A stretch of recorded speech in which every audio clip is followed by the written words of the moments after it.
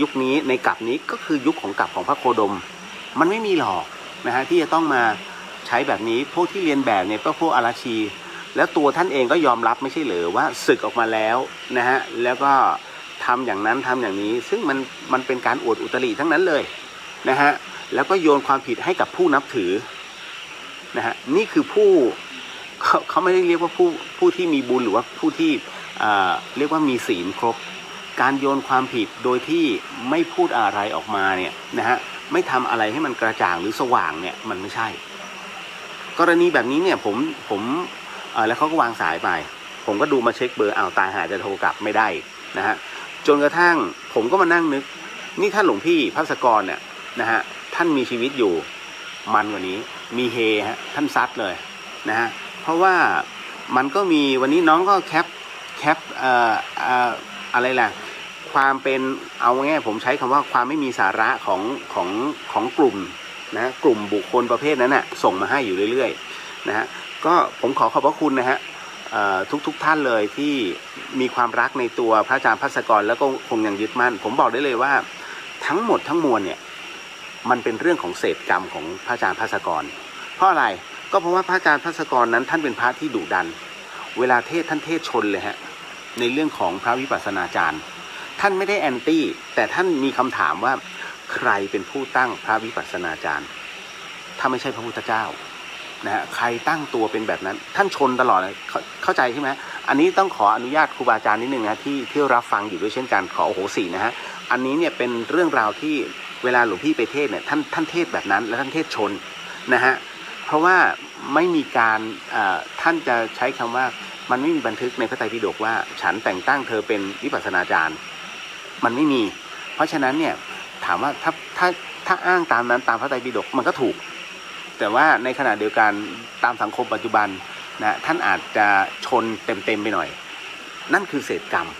พอเป็นเศษกรรมแบบนี้เขาเรียกว่าพอท่านมรณภาพลงปุ๊บมันก็เลยมีมลทินตรงนี้ขึ้นมาอีกหน่อยนึงเพื่อให้เรานั้นตามแก้แต่เราก็ทำได้ในระดับหนึ่งเพราะฉะนั้นเนี่ยก็เลยต้องบอกว่าไม่ว่าจะเป็นศิษยานุศิษย์ของท่านหรือว่าพี่น้องประชาชน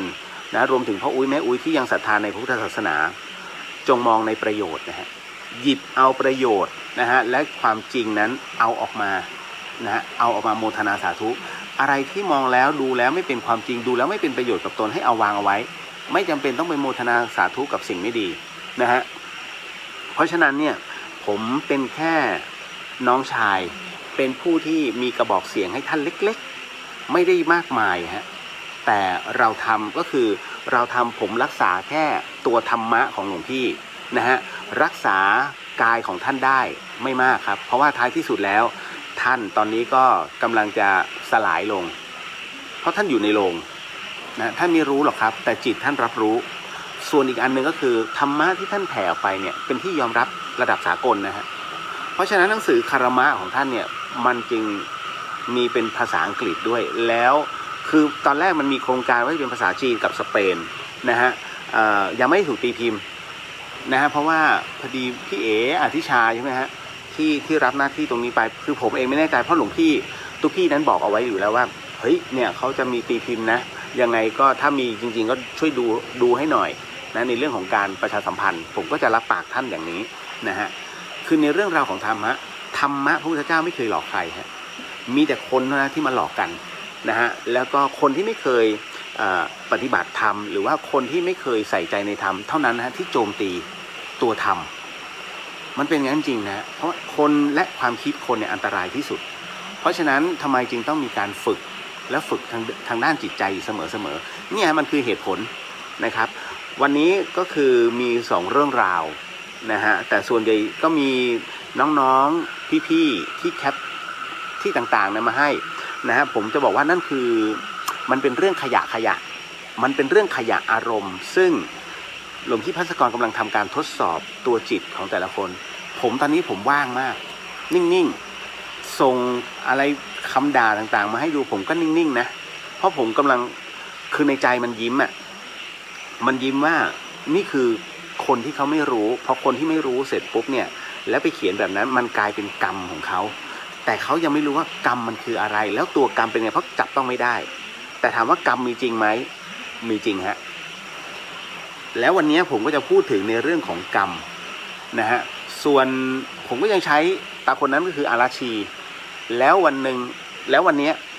ความต่างๆเริ่มจะเปิดขึ้นนะฮะผมคงจะไม่ไปโทษใครทั้งนั้นเขาเรียกว่ากรรมลิขิตนะฮะกรรมลิขิตขีดเขียให้ท่านต้องมาเจอไอ้คนนี้นะฮะผมไม่โทษใครที่เป็นคนชักพาเพราะทั้งหมดมันถูกแล้วคน60 ล้าน70 ล้านคนอยู่ๆจะมาเจอกันไม่มีความบังเอิญเกิดขึ้นบนโลกใบนี้ฮะถูกไหมฮะอันนี้คนจะรู้จักกันไม่มีความบังเอิญเกิดขึ้นบนโลกใบนี้เช่นกันนะฮะเพราะฉะนั้นใครก็ตามที่เจอกันพบปะกันเนี่ยครั้งหนึ่งนะฮะในพุทธกาลหรือว่าในระดับของชาติภพมันเคยเจอกันมาแล้วนะฮะใครที่เคยมีความรักนะฮะเป็นเพื่อนสนิทกันมันก็คือทำบุญมาร่วมกันอยู่แล้วเพียงแต่ชาตินี้มันมาเจอในอีกรูปแบบหนึ่งเท่านั้นเองเคยไหมฮะเดินสวนกันแล้วโหเกลียดมันมากเลยไม่รู้จักกันเลยนะไม่รู้จักกันแต่เดินสวนปุ๊บเกลียดมันทันทีนี่ฮะเป็นตัวบ่งบอกเพราะอะไรเพราะว่าเนี่ยคือตัวเจ้ากรรมนายเวรไม่รู้หรอกว่าไปเกลียดมันเพราะอะไรแต่เห็นปุ๊บเกลียดปั๊บมีนะฮะเข็นท่าทางที่มันคุยหรือว่าเย่อหยิ่งคุยกับคนนู้นคนนี้หมั่นไส้ว่ะเกลียดว่ะอย่างนี้เป็นต้นเพราะฉะนั้นเนี่ยทั้งหมดมันมีเหตุให้มาเจอกันแบบนั้นนะครับพอถึงตรงเนี้ยตัวกรรมแบบไหนนะฮะหลวงพี่จะมักจะเทศเสมอพระอาจารย์ภัสกรนั้นเอาง่ายๆในสิ่งที่ต่างชาตินั้นยอมรับก็คือสมดุลโลกสมดุลใจสมดุลธรรมและที่สำคัญในเรื่องของนรกสวรรค์เรื่องของกรรมขออภัยไม่ให้นรกสวรรค์ในส่วนของตรงนี้นี่เองฮะในหนังสือคารมะเนี่ยพูดถึงในเรื่องของสมดุลโลกกับสมดุลใจก่อนฝรั่งมันอ่านในเรื่องของชาติภพปุ๊บมันงงหลวงพี่ภัสกรเนี่ยต้องให้เดวิดเนี่ยแปลใหม่เดวิดจึงใช้คำบ้านๆในเรื่องของการแปลในส่วนของคำว่าในอดีตชาติมันเป็นยังไง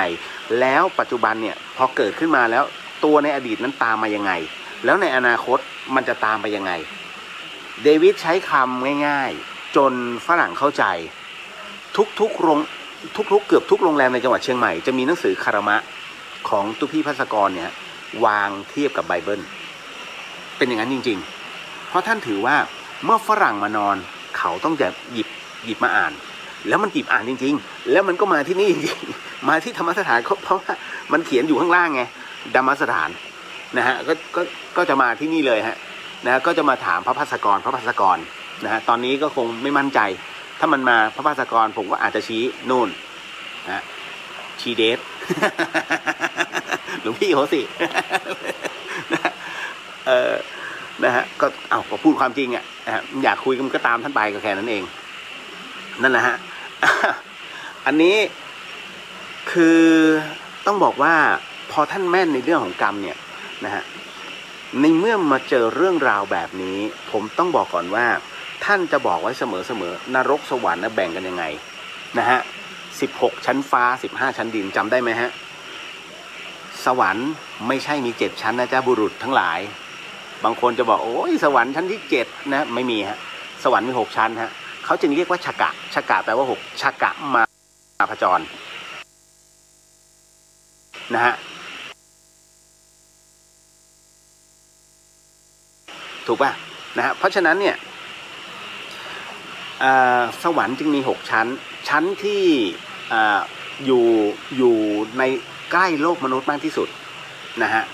ก็คือชั้นจตุมหาราชิกาชั้นที่2ก็คือดาวดึงส์ถูกไหมผมจะพูดถึง2ชั้นนี้ก็แค่นั้นคืออย่างนี้ชั้นจตุมหาราชิกานั้นเป็นที่อยู่ของท้าวจตุโลกบาลนะฮะทั้ง4ทิศเลยนะเหนือใต้ออกตกจะอยู่ตรงนั้นทั้งหมดนะฮะถ้าพูดถึงนะฮะระหว่างบนของจตุมหาราชิกาคืออะไรด้านบนของชั้นจตุมหาราชิกาคือเขาพระสุเมรุฮะเป็นเขาพระสุเมรุบนเขาพระสุเมรุนั้นคือเหนือเขาพระสุเมรุคืออะไร เหนือเขาพระสุเมรุอันนี้คือตามระบบของไตรภูมิของหลวงพี่ภัสกรนะฮะท่านไม่เคยอธิบายแบบนี้ใช่ไหมนะฮะ นะฮะเหนือเขาพระสุเมรุขึ้นไปชั้นดาวดึงส์ฮะ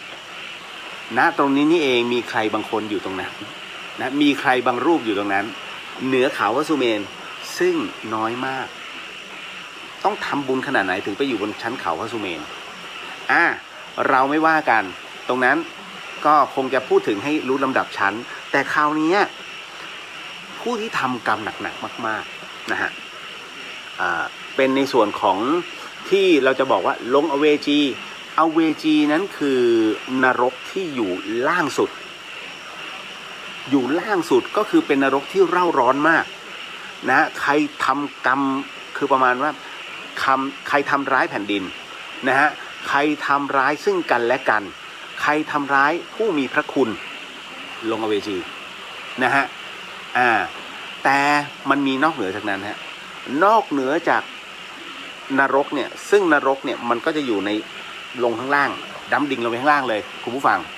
แต่คราวนี้มันมีนรกกลุ่มหนึ่งอเวจีนี่ร้อนมากร้อนจนแบบคุณเอ้ยแผดเผาร้องแบบสุดๆเนี่ยจำเรื่องของน้องอ้อยได้ไหมฮะน้องอ้อยที่ฆ่าตัวตายที่ผมเล่าให้ฟังที่น้องอ้อยมันฆ่าตัวตายแล้วถูกผู้นำทางจิตวิญญาณเนี่ยคือเขาเรียกยมทูตถูกยมทูตเนี่ยดึงตัวไป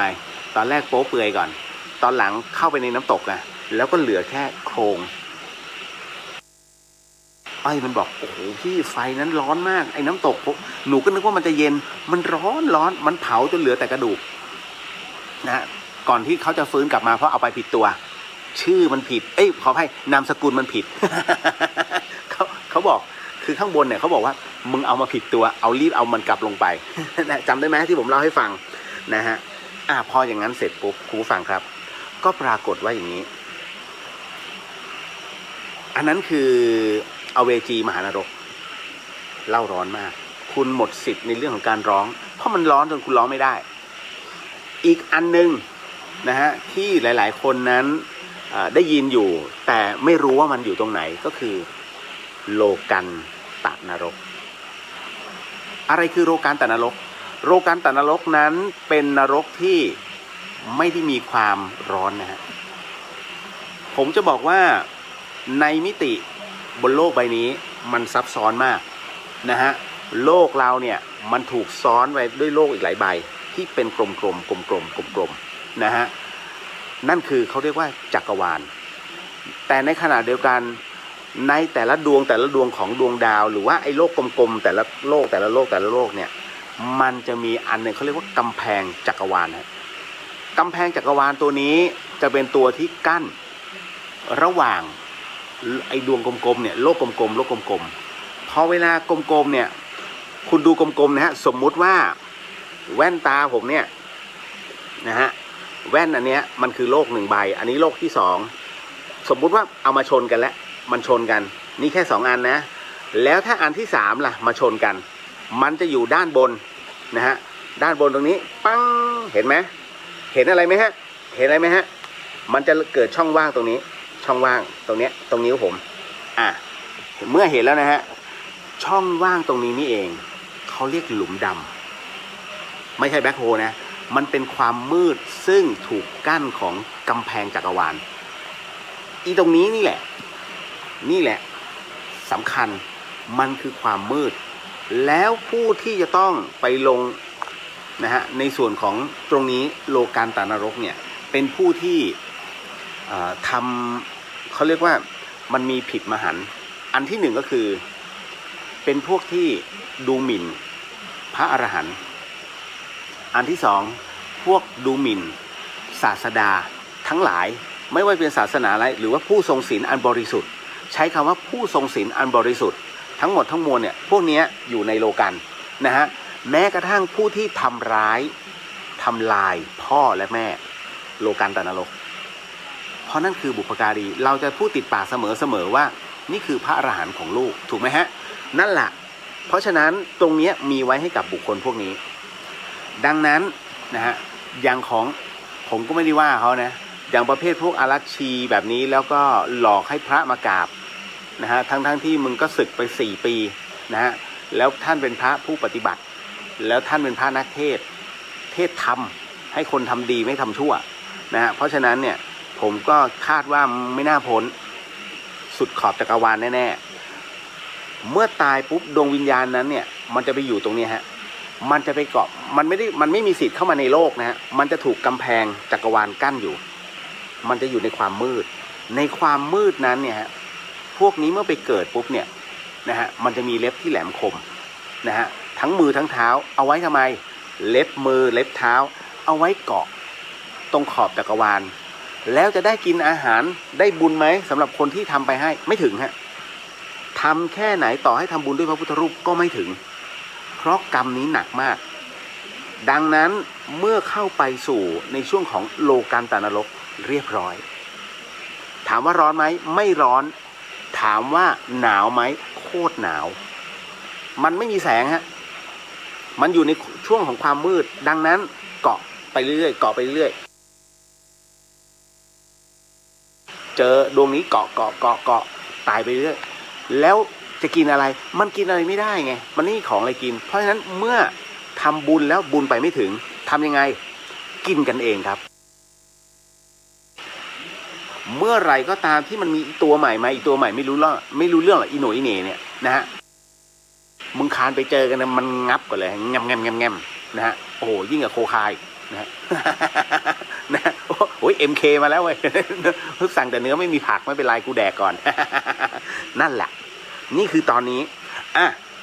แล้วคราวนี้มันเป็นยังไงต่อในช่วงตรงช่องว่างเมื่อกี้ที่ผมบอกอธิบายไปนะตรงนั้นเองเขาจะมีมหานาทีฮะมหานาทีศรีทันดรแห่งหนึ่งเป็นน้ำซึ่งดูเหมือนกับว่าเป็นน้ำนิ่งๆแต่จริงแล้วไม่ใช่น้ำตรงนี้ที่รองรับระหว่างโลกันนั้นเป็นน้ำที่มีความเย็นมากเย็นจนขนาดที่ชนิดที่ว่า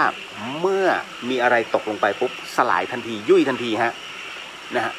นั่นคือต้องบอกไว้ก่อนเอาง่ายๆนึกไม่ออกนึกถึงเวลาคุณปวดท้องนะฮะแล้วก็หย่อนตูดลงมาแล้วก็จ๋อมแล้วมันก็สลายตามน้ำเด็ดขออภัยนะเอาสารอาหารค่ำให้เห็นภาพมันสลายแบบนั้นแล้วมันก็กลับไปรวมตัวอีกครั้งหนึ่งไม่ให้รวมตัวเป็นก้อนนะมันรวมตัวเป็นตัวฮะแล้วขึ้นไปเกาะใหม่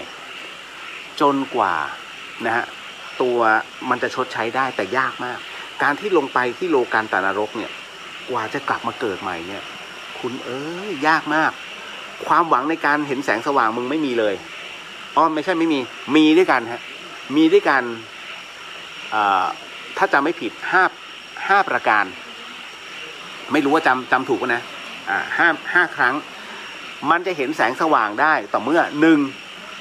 ก็คือผู้มีบุญกำลังมาเกิดคืออยู่ในครรภ์อย่างเช่นองค์พระสัมมาสัมพุทธเจ้าเนี่ยฮะถ้าพระมารดาเนี่ยผู้ธรรมารดาเนี่ยตั้งทรงพระครรภ์วับ1 วาบแล้วนะฮะครั้งที่2ก็คือการประสูติเกิดขึ้นเมื่อคลอดมาปุ๊บมันก็จะวับแวบเดียวให้เห็นเป็นแสงให้รับรู้ว่าตอนนี้ผู้มีบุญเนี่ยมาเกิดนะฮะแวบต่อมาก็คือเมื่อทรงผนวดนะฮะก็คือละทั้งหมดวับนะฮะอันที่3ก็คือว่าในส่วนของการตรัสรู้พอตรัสรู้ปุ๊บมาอีกวับและวาบสุดท้ายก็คือการปรินิพพานนั่นคือการสูญเสียไม่ว่าจะเป็นศาสนาอะไรก็แล้วแต่นะฮะเมื่อมีบุคคลสำคัญเกิดขึ้นทางศาสนาเป็นผู้เป็นเขาเรียกเป็นผู้มีบุญนะฮะเมื่อกำลังเมื่อนิพพานปุ๊บก็คือตายพอตายปุ๊บเนี่ยแสงนั้นจะมาฟับนะฮะแผ่นดินจะเสียงดังมากเปี้ยงนะฮะเพราะฉะนั้นณตรงนั้นเนี่ยสัตว์นรกที่อยู่ในโลกันตนรกจะเห็นแสงแค่5 ครั้งเท่านั้นนะฮะในตัวกลับของเขาเพราะฉะนั้นมันจึงทรมานมากผมไม่ได้พูดให้ดูน่ากลัวแต่นี่คือมีบันทึกอยู่ในไตรภูมิพระร่วงนะฮะซึ่งไตรภูมิตรงนี้ว่ากันว่าเทวดาเขียนแต่ไม่ใช่หรอกครับก็คือเป็นปราชญ์ซึ่งรวบรวมข้อมูลจากพระเวททั้งหมดนะฮะนำมาเขียนนะครับขออนุญาตนิดนึงเดี๋ยว ทักทายก่อนแล้วเดี๋ยวค่อยไปเรื่องต่อไป ดูน่ากลัวนะผมแค่เซิร์ฟนะฮะก็เล่นเอาพอสมควรเหมือนกันในวันนี้ขออนุญาตเดี๋ยวขอทักทายนี้ก่อนเดี๋ยวขอเอาหนึ่งในส่วนประกอบของโลกันมาใส่นะฮะ นะฮะนิดหนึ่งนะครับคุณจินภัทรสวัสดีคุณเดียวสวัสดีคุณจินุชาสวัสดีครับคุณเดียวสวัสดีครับผมการ์ดสวัสดีครับพี่สวัสดีครับผมนะฮะคุณมิตรชัยสวัสดีครับพี่เรียวสวัสดีครับนะฮะคุณแอปเปิลสวัสดีคุณเรียวสวัสดีครับผมนะฮะคุณพรกมลสวัสดีครับคุณเดียวสวัสดีครับผมนะฮะพี่กรณ์สวัสดีครับพี่นะฮะพี่ประพังกรสวัสดีครับผมพี่อีกหนึ่งท่านฮะที่อยู่กับพระอาจารย์นพพรมาก่อน วันนี้หนักไปหน่อยนะพี่กรณ์ นะฮะผมเล่นโลกันเลยวันนี้นะฮะคุณวารินสวัสดีคุณเรียวค่ะสวัสดีครับผมนะฮะพี่จัญญาสวัสดีครับพี่สวัสดีค่ะนะฮะอันนี้คุณกรกมลสวัสดีครับคุณเรียวสวัสดีครับผมนะฮะลิตเติ้ลโฮปสวัสดีค่ะพี่เรียวแอบฟังอยู่นะคะจ้าตั้งใจทำงานเนอะนะฮะคุณสิริปิยาสวัสดีค่ะสวัสดีครับนะฮะคุณชินกิจพี่ชายสวัสดีครับสวัสดีฮะนะครับแล้วก็มาถึงคุณสโนคุณพี่สโนสวัสดีค่ะคุณเดียวสวัสดีครับผมพี่นะฮะแล้วก็มาเรื่อยๆป้าแก้วนะฮะป้าแก้วกาญจนาสวัสดีค่ะสวัสดีครับนะฮะแล้วอันนี้คุณสุพรรณีสวัสดีค่ะมาจากแพนด้าค่ะครับผมนะฮะก็พี่น้องชาวแพนด้าค่อนข้างจะเยอะเนาะ นะฮะคุณอันนี้อ่านว่า BP ใช่ไหมครับพี่เลียวครับผมสวัสดีครับนะฮะหลายๆท่านขจรศิลป์สวัสดีครับพี่สวัสดีครับนะฮะน้อง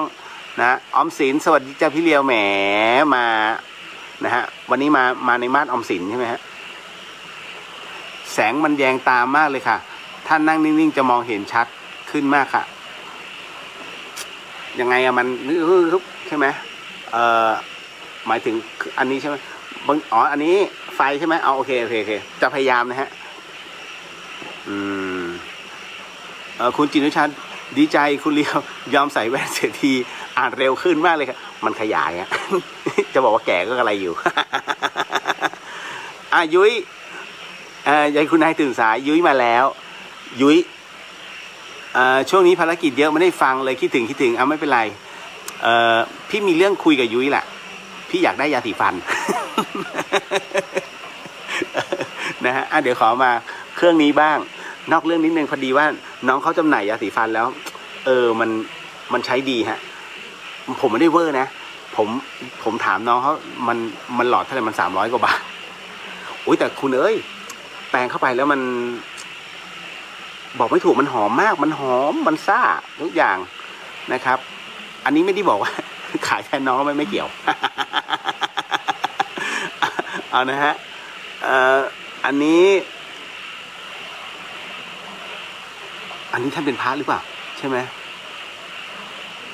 หรือเปล่าฮะคุณวิชัยถ้าเป็นพระนมัสการครับสวัสดีครับคุณเรียวนะแต่ถ้าไม่ใช่แล้วไปฮะ นะคุณกุชยาสวัสดีค่ะสวัสดีครับผมนะฮะอันนี้คุณลิลลี่สวัสดีค่ะคุณเรียวสวัสดีครับนะฮะคุณบัลลมสวัสดีค่ะเอาคุณบัวลมผมจะอ่านเป็นบัลลมอยู่เลยคุณบัวสวัสดีครับบัวลมใจแก้วจากกลุ่มแพนด้าโมทนาสาธุนะครับนะฮะคุณสุมนาสวัสดีค่ะคุณเรียวรายงานตัวค่ะโอ้โห นะฮะอันนี้คุณจันฟังพระอาจารย์ด้วยแยกเสียงอุ้ยตายแล้วเอาผมไปเทียบหลวงพี่ก็ตายสิ ผมจะไปสู้ท่านได้เลย นะฮะคุณวัชราสวัสดีค่ะคุณเรียวนะฮะคุณใกล้ลุ่งสวัสดีค่ะคุณเรียวสวัสดีครับอันนี้สวัสดีอันนี้สรันวิทย์ตีสวัสดีครับพี่เรียวตีศึกยังไม่ศึกมาเรียกพี่ไม่ได้นะต้องโยมเรียวนะโยมพี่เรียวอย่างเงี้ยได้ไม่งั้นพี่ตายโหงเลยนะฮะเพราะว่าวันนั้นเห็นตีบอกว่าลาสิกขายังไม่ได้ลาสิกขาใช่ไหมนะโมทนาสาธุด้วยนะฮะที่เข้าอุปสมบทคุณพิมพ์สวัสดีดีเจเรียวและทุกท่านสวัสดีนะครับ ก็ผมสวัสดีแทนทุกคนเลยแล้วกันนะฮะคุณปุ้ยสวัสดีค่ะสวัสดีครับผมคุณกุลชยะนักเลงคีย์บอร์ดรับกรรมเต็มๆคางานนี้นะฮะสำรวจใจทุกคนนะฮะ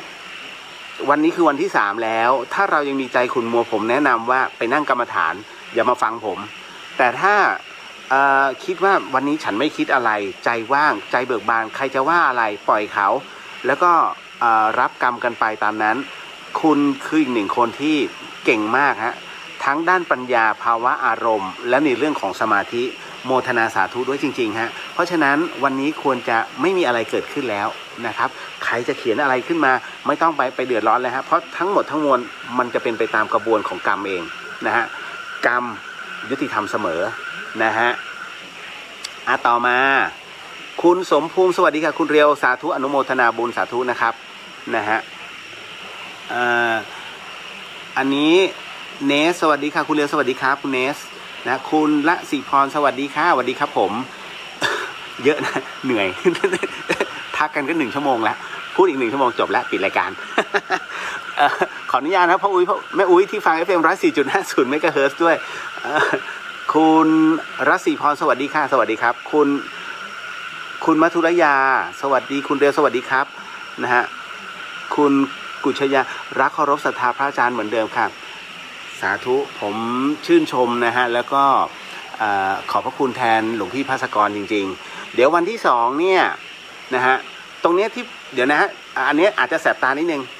ที่เห็นแบ็กกราวด์ด้านหลังเนี่ยเป็นลานโพนะฮะพระ3 ตนที่เมืองเหนือจะเรียกพระ3 ตนเราจะเรียกว่าพระ3 องค์ใช้กับพระปฏิมาพระพุทธรูปเรียกว่าองค์พระที่เป็นคนเรียกว่ารูปนะฮะการที่พระสงฆ์ในปัจจุบันนั้นเรียกอาตมา1นั้นถูก2ท่านจะใช้ตัวเองว่ารูปก็ได้สมเด็จโตยังใช้ตัวเองว่าแทนรูปเลยฮะรูปว่าบางคนงงเฮ้ยอะไรเหรอรูปว่าท่านจะแทนตัวเองว่ารูปนะฮะแยกให้ออกฮะศัพท์ของสงฆ์มันเยอะฮะคุณสุวรรณยาสวัสดีค่ะแพนด้าตามฟังพระอาจารย์ค่ะเสียงชัดเจนค่ะนอร์เวย์ค่ะโอ้ยถ่ายแล้วนะฮะโมทนาสาธุนะฮะเป็นไปได้ถ้าใครที่มีคลิปของหลวงพี่ภาสกรก็ตัดเอามาเข้าไปในกลุ่มแพนด้านะครับปล่อยทีละช่วงให้หายคิดถึงก็ได้ผมว่าได้อีกประมาณ2 ปีอะคลิปท่านรู้จักตัดนะเสร็จปุ๊บเนี่ยวันละ15 นาทีก็ได้ฮะนะครับแล้วก็มาต่อกันไปนะฮะเทพิทักษ์สวัสดีจ่าทัศน์นะสวัสดีครับพี่เลียวสวัสดีฮะโอ้ยไม่ได้ไปกันหลายงานนะทัศน์นะฮะเดี๋ยวรู้สึกจะมีงานฉลองเจดีย์ป่ะที่แม่แจ่มเดี๋ยวไปกันนะฮะทัศน์เสาร์อาทิตย์นี้ถ้าทัศน์ว่างเชิญนะนั่งรถอีเหลงไปขึ้นไปที่ชัยประการนะฮะสำนักปฏิบัติสำนักสงฆ์ของพระอาจารย์ลืมอีกแล้ว ลืมชื่อท่านอยู่ในเครื่องนั่นฮะคืออันนั้นน่ะพี่จะไปต่อเติมอะไรล่ะลงครัวให้ท่านมีกัน4 คนไปช่วยกันไปขนดินขนทรายแล้ว ไปช่วยกันทำบุญนะฮะคุณแอรี่ชายผู้นั้นที่หลอกลวงพระอาจารย์ถึงคราวกรรมทางโลกส่งผลแล้วค่ะทำกับพระที่ดีแบบพระอาจารย์กรรมส่งผลชาตินี้ทันตาเห็นคงจะไม่ใช่แค่ชาตินี้อย่างเดียวละครับนะฮะเพราะว่าหลวงพี่นั้นค่าตัวท่านพอสมควรจำได้ไหมฮะตารางบุญตารางค่าตัวของพระเนี่ยขออภัยไม่ใช่ตารางค่าตัวบุญของแต่ละบุคคลนั้นไม่เท่ากันหลวงพี่อาจจะไม่ใช่พระอรหันต์หลวงพี่อาจจะไม่ใช่พระอนาคามีหลวงพี่อาจจะไม่ใช่พระสกิทาคามีหรือหลวงพี่อยู่แค่พระโสดาบันแค่นั้นก็ตายแล้วนะฮะนั่นคือการสมมุติอันนี้ผมบอกก่อนนะนี่คือการสมมุตินะครับคือหลายๆคนพ่ออุ้ยแม่อุ้ยอาจจะเข้าใจแต่ว่าน้องๆวัยรุ่นอาจจะไม่เข้าใจนะที่ผมไล่เรียงแบบนี้ก็คือว่าการปฏิบัติตนการปฏิบัติธรรมนั้นนะเป็นพุทธมามกะที่ดีนั้นมันมีลำดับชั้นน้องครับนะไม่ว่าจะเป็นเขาเรียกว่าตั้งแต่เป็นประเภทบัณฑิตนะเป็นพวกที่มีผู้มีปัญญานะไปจนถึงผู้ที่รักษาศีลนะฮะ จนไปถึงเมื่อรักษาศีลเข้มข้นปุ๊บก็จะเป็นพระโสดาบันเมื่อถึงขั้นโสดาบันแล้วเมื่อปฏิบัติอยู่เรื่อยๆแต่ยังคงมีกามอยู่บางส่วนเนี่ยยังได้แค่สกิทาคามีเมื่อปฏิบัติแล้วนะฮะสกิทาคามียังมีความโลภโกรธหลงอยู่เล็กๆนะฮะก็จะไปชั้นอนาคามีแต่ถ้าเมื่อไหร่ก็ตามที่ละวางได้ทั้งหมดเข้าใจในธรรมะทุกสรรพสิ่งแล้วนั่นคือเรียกว่าหนทางสว่างบรรลุธรรมะสูงสุดเรียกว่าความหนทางแห่งพระอรหันต์และเบื้องหน้าคือพระนิพพานน้องๆหลายคนอาจไม่เข้าใจว่าพี่เลียวพระนิพพานคืออะไรนะฮะผมถามว่าปัจจุบันน้องทุกข์ไหมนะฮะอะไรคือพระนิพพานนิพพานคือความว่างนิพพานคือที่อธิษฐานกันคือไม่มีใครอยากมาเกิดเพราะเราไม่รู้หรอกชาตินี้น้องอาจจะอยู่ในศักดินาที่ดีแต่น้องลุ้นไหมอยากจะลุ้นไหมฮะว่าเฮ้ยโหกูก็ชั่วมาทั้งชีวิตบุญไม่เคยทำสลึงหนึ่งกูยังคิดมากถ้าตายลงปุ๊บเนี่ยแล้วกูต้องไปเกิดเป็นอะไรวะเนี่ยนะฮะคนเรามันเวียนว่ายตายเกิดนะแต่เขาไม่ให้จำชาติภพแค่นั้นเองน้อยคนที่จะจำชาติภพได้ล่าสุดจำได้ไหมฮะมีเด็กอายุ5 ขวบให้ข้อมูลเมื่อชาติภพที่แล้วเพราะในส่วนของมโนสำนึกเนี่ยยังจำได้แล้วพูดออกมาเป็นฉากเขาก็จดนะฮะเพราะฉะนั้นในเรื่องชาติภพนั้นอย่างที่หลวงพี่ภัสกรนะเทศอยู่เสมอท่านเป็นผู้ที่กล้าหาญนะฮะเป็นพระที่กล้าหาญในเรื่องของการเทศชาติภพมีพระรูปไหนกล้าเทศไม่มีนะฮะเพราะอะไรเพราะมันหมิ่นเหม่ในเรื่องของเขาเรียกว่าปาราชิกมากก็คืออวดคุณวิเศษไงแต่ท่านบอกเสมอว่าหลวงพี่ไม่มีความเป็นผู้วิเศษในตัวตนหลวงพี่ใช้ตรรกะและเรื่องราวของการคัดลอกรวมถึงความเป็นไปของชาติภพเอามารวมกันแล้วเป็นหลักหนังสือท่านจึงพิจารณาธรรมออกมาแล้วผู้ที่อ่านเนี่ยมหาเถรสมาคมยังอ่านเลยท่านยอมรับไงฮะมีเหตุผลมีหลักการจึงยอมรับท่านจึงเป็นผู้เดียวที่เป็นพระที่กล้าที่จะพูดในเรื่องของชาติภพมีรูปไหนเนี่ยชี้มาสักคนหนึ่งได้แต่แยบ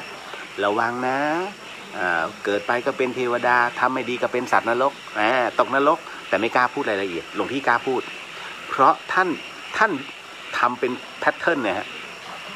ไม่มีใครเถียงท่านได้เนี่ยฮะคือความเป็นพระภัสกรถูกไหมฮะพอถึงผมก็เริ่มฉะฉานขึ้นแล้ว กูสงสัยไม่น่ารอด ผ้าเหลืองก็ไม่น่ารอดแล้วกู เอาเดี๋ยวนะฮะวันนี้นั่งมุมใหม่เลยค่ะดูขลังดีค่ะครับให้เห็นด้านข้างหน่อยหนึ่งเพราะตรงนี้เป็นโพต้นโพที่หลวงพี่กับอาจารย์แม่ชีนั้นเอามาปลูกแล้วตอนนี้แผ่นะฮะเรียกว่ายิ่งใหญ่มากเดี๋ยวผมหันให้ดูอาจจะแสบตานิดนึงนะครับนี่ฮะให้เห็นต้นโพเห็นไหมฮะเนี่ยต้นโพนี่คือลำต้นเขานะครับกลับมาเวรกรรมกลับมาแล้วมุมไม่เหมือนเดิมเว้ย ไม่เป็นไรนะฮะยินดีจันนักเร่นแรงดีค่ะ นะฮะคุณลิศลาคุณนริศลาหวัดดีค่ะนุโมทนาบุญฮะโมทนาสาธุฮะคุณธัญทรหวัดดีค่ะมาจากแพนด้าค่ะนะฮะอันนี้มาถึงคุณปฐมพรฟังพระอาจารย์แป๊บหนึ่งค่ะเดี๋ยวพรุ่งนี้ไปฟังใหม่ เขาเรียกชอบของสด อันเนี้ยน้องท่านมันกว่าวะ วันนี้มามันนะฮะคุณสิริธัญญาสวัสดีค่ะพัทยาค่ะเคารพศรัทธาพระอาจารย์ภัสกรและพระธรรมของท่านเสมอนะเสมอการค่ะก็ผมจะมีไปต้นบุญธรรมสถานก็คือไปช่วยงานของอาจารย์ติ๋วเนี่ยประมาณตุลาตัวล็อกตัวผมพยายามจะหลีกเลี่ยงแก พี่ติ๋วฮะไม่ว่างไม่ได้เธอต้องมา นะฮะก็เลยต้องไปช่วยอาจารย์ติ๋วในเรื่องของจุลกฐินนะฮะที่ชลบุรีที่ต้นบุญธรรมสถานนะฮะก็ถ้ามีโอกาสก็แวะไปนั่งคุยกันได้ฮะน้องๆก็จะมีอยู่ที่นั่นก็จะสนทนาส่วนใหญ่สนทนาชาติภพ นะฮะนะฮะอันนี้ลาสิกขาแล้วโอเคพี่ก็ไม่กล้าจะอ่านนะฮะตีขอบคุณครับโมทนาสาธุครับผมลาสิกขาแล้วครับพี่เลียวเอาโมทนาบุญนะฮะคุณปฐมพรตั้งแต่ท่านมรณภาพเนี่ย ฟังท่านเทศทุกวันค่ะเพื่อนแพนด้าก็แชร์มาให้ฟังบ่อยๆรู้สึกว่าท่านยังอยู่กับเราดีฮะไม่ลืมเลือนแต่ว่าให้จำไว้ว่าทุกอย่างนั้นมันคือกฎไตรลักษณ์ฮะเกิดขึ้นตั้งอยู่ดับไปพุทธทาสแรกๆก็มีความศรัทธาเกิดขึ้นเยอะแต่พอหลังๆเนี่ยเมื่อวันเวลามันผ่านไปเนี่ยท่านพุทธทาสนั้นนะฮะคนเริ่มไม่ฟังเริ่มมีพระรูปใหม่มาก็จะไปตรงนั้นตามอันนี้เป็นเรื่องราวสัจธรรมที่มองถึงอนาคตได้ผมไม่ได้โกรธไม่ได้ว่าไม่อะไรทั้งนั้นมันเป็นสิ่งที่เราต้องหาที่พึ่งทางใจด้วยหลวงพี่ภัสกรนั้นวันนี้อาจจะให้คำตอบเราหลายๆคนไม่ได้แล้วเพราะว่าท่านถือว่าท่านให้ธรรมะครั้งสุดท้ายไปแล้วส่วนที่เหลือนั้นเป็นหน้าที่ของเราถ้าสมมุติว่าคิดว่าตัวเขาเรียกว่าตัวรู้ของเรานั้นมันยังไม่เพียงพอก็ต้องหาครูบาอาจารย์นะรูปอื่นซึ่งถูกจริตกับเราใหม่บู๊เหมือนหลวงพี่น่าจะน้อย น่าจะน้อยพระนักบู๊แบบนั้นน้อยมากแต่ถ้าต้องการพระที่เรียกว่าให้คำตอบเราได้ผมเชื่อมั่นว่ามีครูบาอาจารย์อีกเยอะฮะนะเพียงแต่ว่าเรายังไปไม่ถูกนะฮะพูดถึงครูบาอาจารย์เดี๋ยวผมต้องถามด้วยเพราะว่าวันนี้ก็หลายท่านพูดถึงในเรื่องของหลวงพี่ภัสกรเคยรับปากชาวแพนด้าแล้วก็หลายๆคนว่าจะพาทัวร์ พาไปกราบครูบาอาจารย์ใช่ไหมฮะพระสุปฏิปันโนเดี๋ยวมาคุยกันแป๊บหนึ่งฮะหลิงนะฮะสวัสดีค่ะพี่เลียวไปบู๊อะไรจ้าเมื่อวาน น่าเกลียดมากเธอ คุณสุวัชชาคุณนกสวัสดีค่ะคุณเรียวสวัสดีครับผมนะฮะคุณวีด้าสวัสดีค่ะจากแพนด้าค่ะนะฮะคุณเรียวว่าเปรตมีจริงไหมครับมีฮะ100%ผมฟันธง ฟันธงเรื่องเปรตเดี๋ยวเล่าให้ฟังนะฮะลิงพี่เรียวเจอมาแล้ว อันนี้รู้ นะฮะเดี๋ยวเล่าให้ฟังเรื่องเปรตก็ได้ขอบพระคุณนะฮะแป๊บหนึ่งมาอันนี้คุณต้อมสวัสดีครับนะฮะคุณนายตื่นสายใช่เดี๋ยวจัดให้นะครับคุณเรื่องแปรงสีเรื่องยาสีฟันนะคุณวัชรวิศสวัสดีครับวันนี้ไลฟ์ที่ไหนครับธรรมสถานเลยน้องถ้ามาธรรมสถานตรงนี้ก็คือลานโพเลยนะก็จะมีไอ้เจ้ามาม่านอนอยู่ตรงนั้นไอ้มูมูอยู่หลังกล้อง นะฮะคุณจิ๊บสวัสดีค่ะเพิ่งเข้ามาเดี๋ยวฟังย้อนหลังนะคะพระพุทธรูปสีขาวด้านหลังสวยจังเป็นพระพุทธรูป3องค์ครับที่พระอาจารย์ภัสกรนั้นแล้วก็อาจารย์แม่ชีเพียงเดือนนั้นให้ช่างทำตรงนั้นแล้วท่านก็ยืนคุมคนละองค์อาจารย์แม่ชี1 องค์ส่วนหลวงพี่ภัสกรขอ2 องค์ยืนคุมช่างเงี้ยไม่เอาตรงนี้ไม่เอาเบี้ยวไม่เอาทำใหม่ตรงนี้มีรอยไม่เอา ปวดหัวมากตอนสร้างใหม่ๆนะฮะท่านจะละเอียดมากนะฮะณวิภารีสอร์ทสวัสดีครับพี่ต้อมสนใจยาสีฟันฝากด้วยนะคะคุณเลียวพี่ต้อมรู้เหรอนะฮะยาสีฟันในนี้ดีมากผมบอกเลยคือผมก็ใช้ยาสีฟันมาเยอะนะแต่พอเจอของน้องเข้าไปเนี่ยมันซ่าทั้งปากแล้วมันหอมมันเป็นสมุนไพรนะฮะอันนี้บอกว่าไม่ได้ขายให้น้อง แต่ว่าบอกว่ามันเป็นงั้นถ้าผมจะขายเหรอถ้าผมจะต้องเป็นตัวแทนในการขายผมจะสมัครเป็นตัวแทนประกันชีวิตเพราะอะไรเพราะผมตายแล้วฟื้น แล้วเรารู้ว่าไอ้ตอนที่คุณตายประกันมันเจ๋งมาก มันเข้ามาคุณถ้าคุณใช้30 บาทนะฮะหรือว่าแค่ประกันสังคมเนี่ยมันก็จะมีแค่สายแอคโคให้คุณตึก3 ตัวแต่ถ้าคุณบอกว่าพอดีผมมีประกันชีวิตครับนี่ฮะของอันนี้บริษัทนี้คุณจะเป็นไอรอนแมนทันทีฮะเครื่องมือทุกอย่างคุณหมอและพยาบาลจะเยอะกว่าเดิม 1 เท่าตัว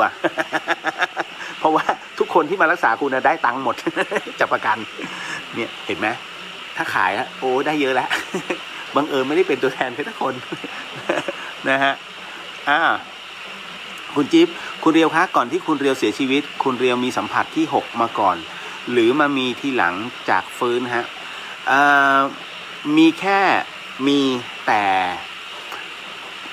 เข้าใจคำว่าไม่มั่นใจไหมฮะ แล้วไม่อยากจะเชื่ออย่างการจับพลังพระเนี่ยฮะพระอาจารย์เกียรติณรงค์หรือว่าพระอาจารย์กบซึ่งเป็นพระอาจารย์ผมเนี่ยให้ผมจับพลังโดยที่อาจารย์แม่ชีคุมอยู่ท่านก็บอกว่าให้อธิษฐานแบบนี้แล้วรู้สึกไหมผมก็ไม่รู้สึกท่านบอกว่าเปิดใจอย่าทำเป็นคนไม่เชื่อเพราะท่านรู้ว่าสันดานภาวิไลไม่เชื่ออะไรง่ายๆนะผมก็แล้วให้ผมทำงานเปิดใจให้มองพระพุทธรูปก่อนแล้วจากนั้นเนี่ยให้หลับตาลงแล้วก็ให้เปิดใจว่าพระที่อยู่ในมือเราเนี่ยมีพลังไหมแล้วหลังจากนั้นเนี่ยก็อธิษฐานตามที่ท่านบอกมันแปลกตรงที่ว่าผมก็หรือเลือดมันเดินที่มือมันมีความรู้สึกว่าบางอย่างกระตุกฮะปั๊บก็ไม่แน่ใจผมไม่แน่ใจท่านก็บอกว่ารู้สึกยังไงบอกรู้สึกอาจารย์ว่างี้ท่านก็เลยพาผมไปตลาดพระที่พระเนตรนี่แหละแล้วคราวนี้ท่านก็ไปเลือกพระก็จะมีพระในนั้นนะที่ท่านเลือกมานะฮะเสร็จปุ๊บแล้วก็มีพระอาจารย์กบมีหลวงพี่ภัสกรแล้วก็มีน้องอีกคนหนึ่งไปกัน4 คนแล้วนั่งรถแดงกลับจากตลาดที่พระเนตรพระอาจารย์กบก็เทสผมเลยเนี่ยที่ไปเช่ามาเนี่ย1 ถุงลองดูสิว่าองค์ไหนผมก็เลือกมาแล้วก็จับอธิษฐานตามที่พระอาจารย์บอกคือเราพยายามเปิดใจก็เลือกเสร็จปุ๊บก็วางในมือท่านอันไหนดูแล้วมันไม่มีผมก็วางไว้แยกต่างหากแล้วก็ใส่ถุงปุ๊บที่ใส่ถุงไปเนี่ยไม่มีแต่ที่มือพระอาจารย์กบท่านอันนั้นคือเช็คแล้วว่ามีพลังท่านก็เลยเอามาเช็คดูอีกรอบหนึ่งท่านบอกว่าใช้ได้ท่านก็เอาวางท่านก็เอาวางไว้ท่านฝากพระอาจารย์ภัสกรไว้ก่อนนะฮะเสร็จปุ๊บท่านก็เอามาไอ้ถุงนะที่ผมบอกเช็คไม่มีพลังท่านเอามาเช็คนะแล้วท่านก็วางที่เดิมจนหมดเท่าเก่งนี่แค่วันแรกเลยนะเนี่ยโหนี่แค่วันแรกเนี่ยมึงจับได้หมดเลยนะฮะเสร็จปุ๊บหลวงพี่ภัสกร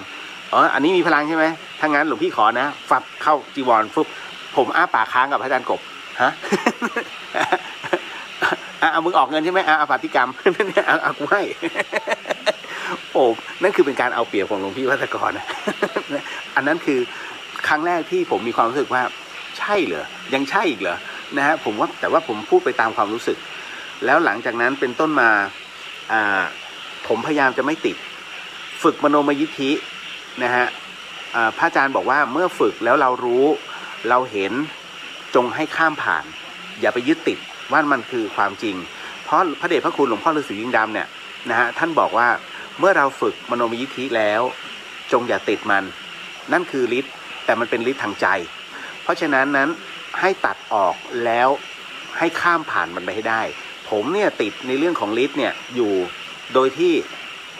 ตัวเองเนี่ยร้อนวิชาอยู่ประมาณ 2-3 ปีแล้วหลังจากนั้นผมรู้ว่าโทษมันคืออะไรนะฮะก็เลยมีความรู้สึกว่ามันไม่ใช่ก็เลยไม่ทำอีกเลยไอ้ที่ย้อนระลึกชาติแม่นๆเนี่ยมโนมยิทธิทั้งนั้นแต่ว่าพอมันหลงละเลงเนี่ยมันทำให้เราไม่รู้หรอกว่าเนี่ยสิ่งที่เราทำอยู่มันเป็นบุพกรรมไปด้วยนะฮะคือเราคือใครถึงต้องไปบอกว่าอดีตชาติของคนนี้เป็นอะไรมาก่อนถูกไหมฮะในเมื่อเขาไม่ให้บอกคือถ้าเขาอยากจะรู้เนี่ยเดี๋ยวเขาจะรับรู้เองแต่คราวนี้เราคือใครเราไม่ใช่ผู้วิเศษที่ต้องไปบอกเขาพอถึงตรงนั้นเสร็จปุ๊บตัวกรรมมันตีกับผมโอ้โหเกือบตายเป็นไข้หนักมากอยู่2 เดือนเลยขออธิษฐานกับหลวงพี่ผมจะไม่ทำอย่างนี้อีกแล้วก็เลยก้าวข้ามผ่านก็ฝึกพุทโธมาตลอดนะฮะก็จนถึงปัจจุบันจนกระทั่งถึงวันที่ตายนั้นผมเนี่ยเป็นคนที่ถามว่าเห็นผีไหมถ้านั่งสมาธิหรือว่าขึ้นมโนมยิทธิอันนั้นเห็นแต่พอมาฝึกเรื่อยๆเนี่ยไม่มีความรู้สึกว่าได้สัมผัสแล้วแต่พอเริ่มตายลงแล้วมันฟื้นกลับมาตั้งแต่นั้นเป็นต้นมาเนี่ยโอ้โหผมเหมือนคนบ้าเลยเฮ้ยเห็นอีกแล้วขับรถไปเฮ้ยเห็นอีกแล้วนะขับรถลงเทพเนี่ยนะฮะโอ้โหคือนึกในใจนี่ผมเข้าใจแล้วว่า คนที่บอกว่าเห็นสิ่งเหล่านี้แล้วเล่าให้ใครคนนู้นคนนี้ฟังเนี่ยเขาหาว่าบ้าเพราะฉะนั้นตั้งแต่นั้นเป็นต้นมาจึงไม่พูดเรื่องราวเหล่านี้อีกเลยหลวงพี่เองนะฮะผมก็พูดอย่างเงี้ยหลวงพี่จะพูดถึงเสมอว่ามึงอ่ะเอาแต่คุยกับผีบอกผมไม่ได้คุยเพียงแต่ว่าบางทีเขาก็มาแต่ว่าเขาไม่รู้จะไปหาใครมั้งแต่ผมเองก็ไม่ใช่ว่าจะขนาดนั้นตลอดเนี่ยฮะจนกระทั่ง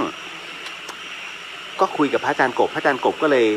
สอนในเรื่องของอธิษฐานปิดสวิตช์ให้เขาเรียกปิดสวิตช์นะฮะคือถ้าอยากเห็น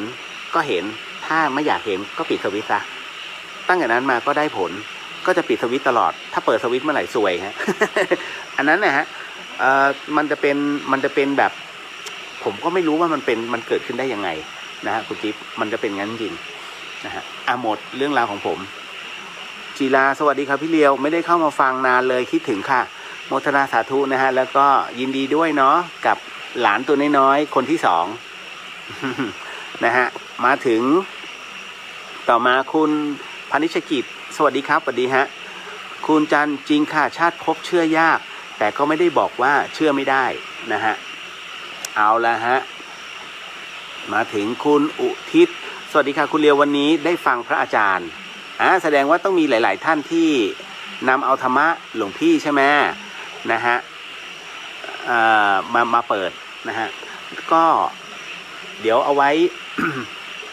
ถ้าผมกำลังเยอะพอถ้าสมมุติว่าวันโกนเมื่อไหร่นะแล้วกำลังของพระอาจารย์เดี๋ยววันนี้วันที่21ใช่ไหมฮะ24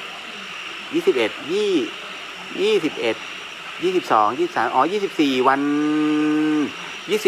นพฤหัสไม่ใช่วันเสาร์อดไปถ้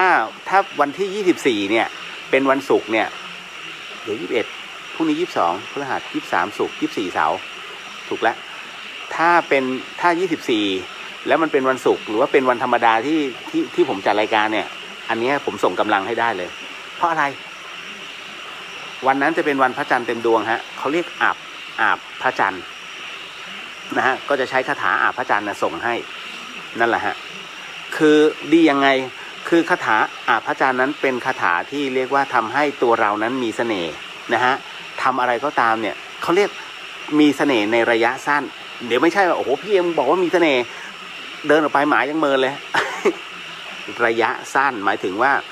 ช่วงระยะเวลาภายใน3วันเนี่ยในเรื่องของการเจรจาธุรกิจนะฮะหรือว่าการจะทำอะไรก็แล้วแต่ในเรื่องของกิจการเนี่ยมันจะส่งผลมันแค่ระยะสั้นๆแต่นั่นคือศีลคุณต้องเป๊ะดังนั้นในเรื่องของอาบน้ำกลางแสงจันทร์หรือว่าต้องใช้คาถาอาบแสงจันทร์เนี่ยเข้ามาช่วยนะฮะอันนี้มันเป็นพิธีโบราณนะฮะมันมีมาตั้งแต่โบราณนะครับแล้วก็เป็นการเขาเรียกล้างเสนียดนะฮะคำว่าเสนียดก็คือพวกอาจมทั้งหลายนะครับที่เป็นสิ่งไม่ดีเหมือนกับว่าวันนี้ไปเจอบางอย่างซึ่งมันกระทบใจเขาเรียกสิ่งไม่ดีแล้วมันมาเกาะกินใจของเราหรือว่าถ้าไม่มั่นใจว่าตอนนี้ไม่มีงานศพนะฮะแล้วมันจะเป็นอะไรหรือเปล่าอาบน้ำกลางแสงจันทร์นั่นแหละฮะก็ไม่กี่ขันแค่1ขันก็โอเคแล้วนะฮะเอาละไปมาผมมาพูดถึงพิธีกรรม นะเลยไม่ได้ไปเรื่องกรรมทีนะฮะคุณพิยสิทธิ์สวัสดีครับวันนี้มาสายเดี๋ยวไลฟ์จบไปฟังย้อนหลังครับขอบคุณมากนะฮะมันวะเนี่ย นะฮะคือเอาให้ได้ประโยชน์นะครับผมเป็นคนที่พอดีตรงนั้นมีต้นสาระผมก็ภูมิใจว่าเราอยู่ใกล้ต้นสาระเราเป็นคนมีสาระและใครบอกพี่เลี้ยวมึงไม่มีสาระไม่จริงอ่ะเดี๋ยวพาไปดูออกดอกแล้วด้วย นะฮะพี่ชายชินกิจจันทร์สกุลช่วยอธิบายที่มีคำพูดว่าบทสวดมนต์คือยาทานะสมาธิคือยาทานนะฮะไม่แน่ใจว่าพูดถูกไหมนะฮะบทสวดมนต์คือยาทานะสมาธิคือยาทานคือเวลาเอาง่ายๆพี่ชายอย่างที่ผมบอกอ่ะกลับกันผมไม่ใช่คำว่ายาทากับยาทานนะฮะสวดมนต์น่ะคือการอาบน้ำสมาธิคือการผมพูดอย่างเงี้ยทานคือน้ำหอมการทำบุญทำทานเนี่ยคือน้ำหอมเพราะฉะนั้นทานศีลภาวนาเนี่ยมันอยู่ในตรงนี้อะไรสำคัญที่สุดเห็นไหม ทานศีลภาวนา นั่นก็คือว่าทานคือน้ำหอมนะฮะศีลนะฮะศีลก็คือการที่เรารักษาอยู่ใช่ไหมก็คือสมาธินะฮะภาวนาคือบทสวดดังนั้นเนี่ยในเรื่องของการอาบน้ำแต่งตัวแล้วน้ำหอมพี่ชายว่าอะไรสำคัญสุดถูกไหมฮะเพราะฉะนั้นการบทสวดมนต์นั้นนะครับถึงได้บอกว่าบทสวดมนต์น่ะคือการอาบน้ำสมาธิคือการแต่งตัวนั่งสมาธิคือการแต่งตัวอาบน้ำไม่แต่งตัวไม่ได้แต่ว่าไม่อาบน้ำแต่ฉันแต่งตัวได้ฉีดน้ำหอมนะฮะไม่อาบน้ำได้ไหมได้แต่ฉีดน้ำหอมไม่แต่งตัวแล้วเดินออกไปได้ไหมก็ได้แต่ชีเปลือย เพราะฉะนั้นเนี่ยอะไรสำคัญสุดฮะสมาธิคือบุญฮะแล้วถ้าคุณมีบุญมีการต่อบุญเกิดขึ้นทั้งหมดทั้งมวลเนี่ยมันจะกลับเข้ามาหาตัวเขาเรียกพลังจักรวาลนะฮะเพราะฉะนั้นเนี่ยเรื่องบางเรื่องถ้ามองโลกในแง่บวกนี่คือพลังบวกล้วนๆที่ผมกำลังพูดไปนะฮะดังนั้นเนี่ยสมาธิสำคัญที่สุดนะครับบทสวดจะอาบน้ำอีกทีนึงมันก็ได้จะอาบน้ำแล้วก็มาแต่งตัวก็ได้มีปัญหานะทานว่างค่อยฉีดน้ำหอมแค่นั้นแหละครับเอาละพี่ต้อมบอกว่าฟังตั้งนานเสาร์อาทิตย์นี้ไม่ว่างนะฝากบอกเหลงอยู่ที่รีสอร์ทน้องออสส่งมาวออยู่ที่รีสอร์ทโอเคได้ครับนะฮะเดี๋ยวบอกเหลงให้นะครับพี่คุณจินุชาวิธีอธิษฐานทำยังไงคะอธิษฐานแบบไหนอธิษฐานปิดสวิตช์หรือว่าอะไรครับหรือว่าอธิษฐานในเรื่องของพลังผมบอกไม่ได้จริงผมเคยสอนออกอากาศเลยถามคุณผู้ฟังได้ฮะถ้าย้อนกลับไปในภูโหลมาหลอนผมสอนในเรื่องของตัวเลขหมายเลขโทรศัพท์เนี่ยผมสอนออกอากาศเลยหมายเลขตัวไหนเป็นอะไรแต่ว่าตอนนี้ไม่สอนนะฮะอันต่อมาก็คือที่สอนก็คือการจับพลังพระผมก็ให้ทุกคนเนี่ยเตรียมไว้ผมก็จะบอกว่าพรุ่งนี้พี่เราจะสอนจับพลังพระออกอากาศเลยนะเตรียมพระเอาไว้พระไม่ว่าจะเป็นพระผงหรือว่าพระเหรียญวางเอาไว้เลยนะแล้วมาเช็คกันว่าพระท่านมีพลังไหมมันจะมีแบบพลังแบบของเก่าพลังพระใหม่นะฮะพุทธคุณต่างกันมีวิธีหมดแต่คราวนี้ผมสอนไปได้สักประมาณ 2-3 ปีสอนเดือนละครั้งผมจะสอนเดือนละครั้งออกอากาศเลยแล้วสอนไปได้สักประมาณ3 ปีพระอาจารย์มาติงว่ามันไม่เหมาะสมนะห้ามสอนอย่างนี้เด็ดขาดตั้งแต่นั้นเป็นต้นมาผมไม่สอนอีกเลยแล้วเพิ่งจะมาขออนุญาตท่านในเมื่อชมรมธรรมพยากรณ์ที่ธรรมสถานฮะท่านอยากเรียนกันในเรื่องของการจับพลังผมก็เลยบอกสอนวิธีการอธิษฐานให้นะบางคนก็ได้บางคนก็ไม่ได้มันขึ้นอยู่กับจิตด้วยนะฮะปิงสวัสดีค่ะพี่เรียววันนี้มีรัศมีเจิดจรัสดีนะคะสาธุครับ คุณจินุชาพระอาจารย์เห็นทุกอย่างเป็นโอกาสเสมอเลยนะคะหลวงพี่เนี่ยท่านเป็นพระแห่งปัญญาท่านฉลาดทุกอย่างเวลาท่านมองอะไรก็ตามเนี่ยหรือว่าเหตุการณ์อะไรที่โยมทำพลาดท่านจะเก็บมาแล้วมาเป็นตัวอย่างนี่นะฮะเหมือนกับทั่วไปหลวงพี่ได้ตัวอย่างตรงนี้มาจากใครหลวงพี่ได้มาจากท่านวอเพราะว่าท่านวอหยิบมีอยู่ครั้งหนึ่งที่พัดเดี๋ยวนะไม่แน่ใจว่าไม่เดี๋ยวนะที่รีสอร์ทที่เชียงรายเนี่ยผมจะจำไม่ได้แล้วผมจำชื่อไม่ได้แล้วเมื่อวานพูดไปนะฮะที่เชียงรายท่านวอกับหลวงพี่เนี่ยเทศด้วยกันนะฮะแล้วท่านวอเทศพริ้วมากหลวงพี่ก็เทศตามสเต็ปท่าน นะฮะคือเวลาท่านจะตลกมุกตรงไหนเนี่ยเราจะรู้แล้วว่าเดี๋ยวท่านมาตับนี้แล้วตอนที่ขึ้นกุฏิเนี่ยผมก็จะบอกหลวงพี่ดูท่านวอท่านยังเก็บรอบๆเนี่ยเอามาเป็นตัวอย่างเป็นเคสยังสนุกสนานเลยหลวงพี่เอาบ้างดิ กูไม่เก่งเหมือนท่านเว้ย กูก็ต้องฝึกทีละนิดแล้วจากนั้นเป็นต้นมาผมก็พยายามสังเกตตัวพี่ท่านก็จะเก็บทีละนิดเอามาแล้วก็พอเสร็จปุ๊บ มันจะมีครั้งหนึ่งที่เนินชะเลหัวหินนะฮะพอขึ้นพอกลับกุฏิเสร็จปุ๊บเนี่ยท่านก็มาถามเป็นไงวะวันนี้เป็นไงมุกแป๊กกว่าหลวงพี่ ฝืดว่าฝืด ท่านก็หัวเราะ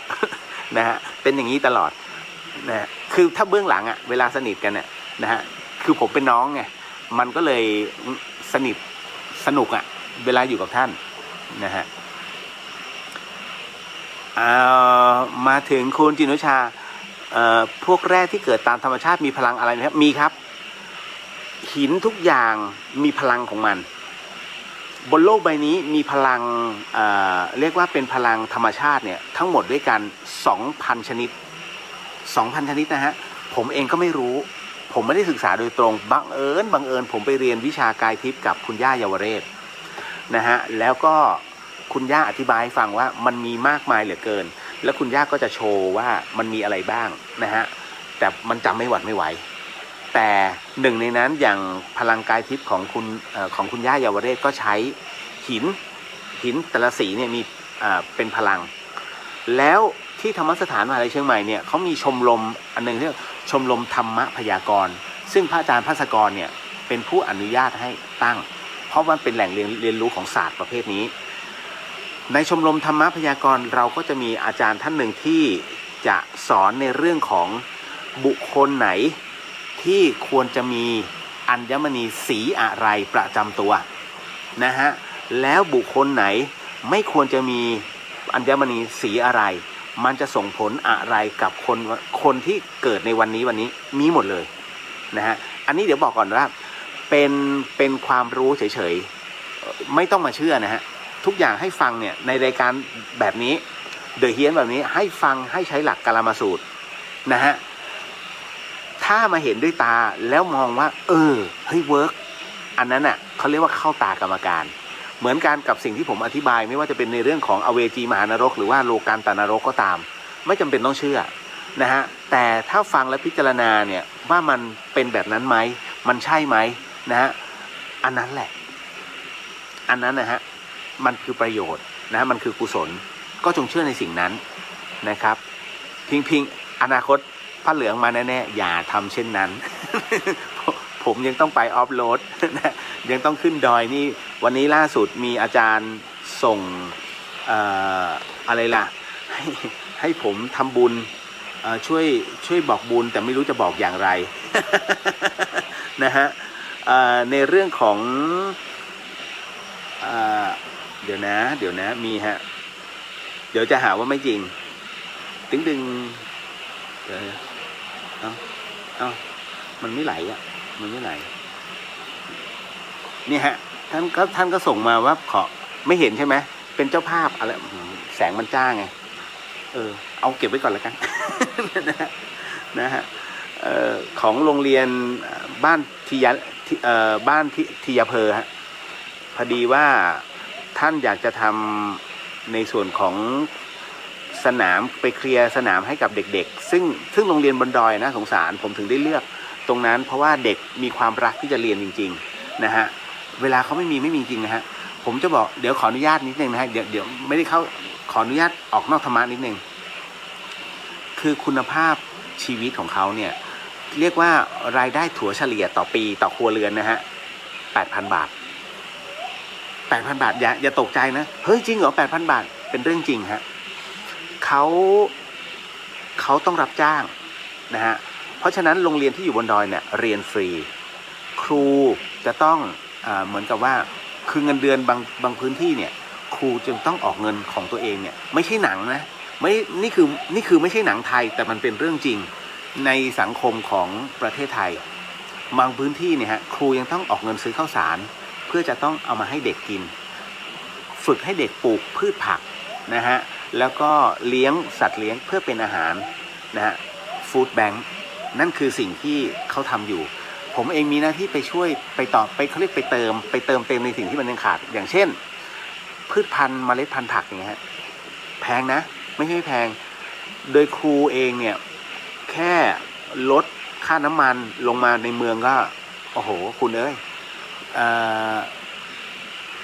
20 กิโลใช้เวลาเดินทางประมาณ4 ชั่วโมง 20 กิโลนะฮะ4 ชั่วโมงกว่าจะลงมาแล้วขึ้นไปอีก8 ชั่วโมงเลยฮะมีเวลาจับจ่ายตรงเนี้ยนิดเดียวนะฮะอันนี้จบเดี๋ยวผมจะบอกบุญแล้วในตัว Facebook แล้วกันแล้วก็คุณครูเขาจะมีหมายเลขบัญชีให้ถ้าอยากร่วมบุญตรงนั้นได้เลยฮะนะฮะเพราะฉะนั้นมั่นใจได้มันไม่ได้มาอยู่กับผมนะฮะเป็นบัญชีของโรงเรียนเขานะฮะคุณจะผีชอบมาขอส่วนบุญไม่มีคนเห็นเขาบอกใครไม่ได้นะฮะถูกต้องครับนะฮะเพียงแต่ว่าบางทีมันก็เยอะเกิน มันต้องคือบางทีคนไม่เห็นก็อาจจะเข้าใจอีกแบบหนึ่งแต่พอคนเห็นแล้วเนี่ยเฮ้ยปั่นเงินไม่ทัน ถ้าอยากให้ทันเนี่ยช่วยกันหน่อยดิ อันนี้มันไม่ช่วยเลยนะฮะนะฮะคุณจานดีค่ะสอนไม่ได้ครับผมรับปากพระอาจารย์กบไปแล้วนะฮะคุณจันสอนเรื่องเปิดปิดสวิตช์อธิษฐานเลยฮะขอบารมีองค์พระสัมมาสัมพุทธเจ้านะทุกๆพระองค์พระธรรมเจ้าทุกๆพระอริยสังฆเจ้าทุกๆพระองค์นะขออย่าให้ข้าพเจ้านะฮะได้เห็นในสิ่งที่ข้าพเจ้าไม่ต้องการเห็นนะสาธุพอแล้วแค่ตรงนั้นนะฮะคุณจินุชายังเปิดเสียงท่านตอนกรวดน้ำแล้วก็ให้พรอยู่ทุกวันค่ะเมื่อสักครู่ตอนเสียงให้พรลมเย็นวูบใหญ่ก็มาไม่ทราบคิดไปเองไหมแต่ก็รู้สึกดีกราบขอบพระคุณพระอาจารย์เจ้าค่ะโมทนาสาธุนะฮะเคยได้ยินแต่เอาหินแร่รัตนชาติไปอาบแสงจันทร์ไม่ทราบว่าคนที่อาบได้ด้วยไหมใช่ครับนะฮะได้ด้วยมันมีทุกอย่างมีพลังในตัวนะคุณจินุชาอธิษฐานพลังครับไม่หาเรื่องให้ผมอภิชาติสวัสดีครับพี่สวัสดีครับน้องชายนะเบนอนุโมทนาสาธุสวัสดีค่ะนะเบนเพิ่งเข้ามาดูค่ะนะคุณจินุชาเคยลองใส่สร้อยข้อมือหินชนิดหนึ่งจู่ๆรู้สึกขนลุกวิ่งจากข้อมือลงเท้าเรียกว่า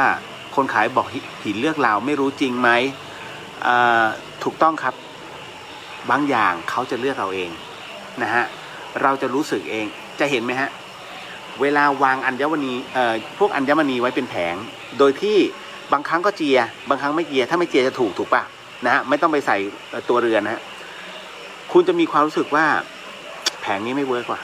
ไม่สนดูงั้น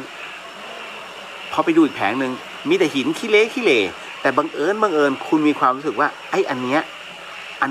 เฮ้ยมันเป็นตัวนำสายตามากแล้วคุณก็ไปจับพินิจพิเคราะห์ดูช่างใจเอาดีไม่เอาดีวะเอาดีไม่เอาดีวางแล้วพอวางแล้วกำลังจะไปถ้าย้อนหันกลับมาดูมันอีกรอบหนึ่งมันเลือกคุณและคุณเลือกมันนั่นน่ะคือสิ่งที่คุณควรจะเอามันไว้ นั่นแหละครับวิธีการนะฮะเสือสมิงคืออะไรคะแล้วยังมีอยู่หรือเปล่าขอบคุณค่ะนะคุณจิ๊บบอกว่าเสือสมิงมีอยู่ไหมเท่าที่รับทราบมายังมีอยู่ที่อุทัยธานีเสือสมิงก็คือผู้มีวิชาและถูกธาตุไฟเข้าแทรกแล้วมันกลายเข้าไปนะเขาเรียกว่าพวกประเภทใช้วิชาวันเวอร์เกินแล้วบุญมันหมดโดนแทรกตัวเองก็เลยเป็นซะนะฮะยังมีอยู่จริงครับนะฮะทั้งหมดทั้งมวลบนโลกใบนี้นะฮะบอกแล้วว่ามิติซับซ้อนมากคุณจินุชาบอกบุญโพสต์ในเพจด้วยได้ไหมผมไม่ได้เป็นสมาชิกในเพจแพนด้าซะด้วย นะคุณจิบอกกำลังพิมพ์คำถามว่าจะร่วมทางไหนคุณเรียวตอบขณะพิมพ์ค่ะสาธุ นะฮะมาถึงอันนี้วันนี้ไม่ต้องทำอะไรแล้ว ตอบคำถามก็สนุกสนานนะฮะสวดมนต์เป็นยาทาวิปัสสนาคือยากินโมทนาสาธุถูกต้องครับนะฮะอันนี้คุณปฐมพรบอกมานวลละอเดี๋ยวเดินไปหาสาระ อย่างอันนี้เดี๋ยวต้องไปกับเขาด้วยฮะอันนี้คุณนพสวัสดีค่ะสวัสดีครับผมคุณธงชัยสวัสดีครับพี่เราสวัสดีครับผมนะฮะคุณคณิกาใส่บาตรเกือบทุกวันแต่ไม่ชอบไปวัดจะได้อานิสงส์ต่างกันไหมฮะไม่ต่างกันครับนะฮะ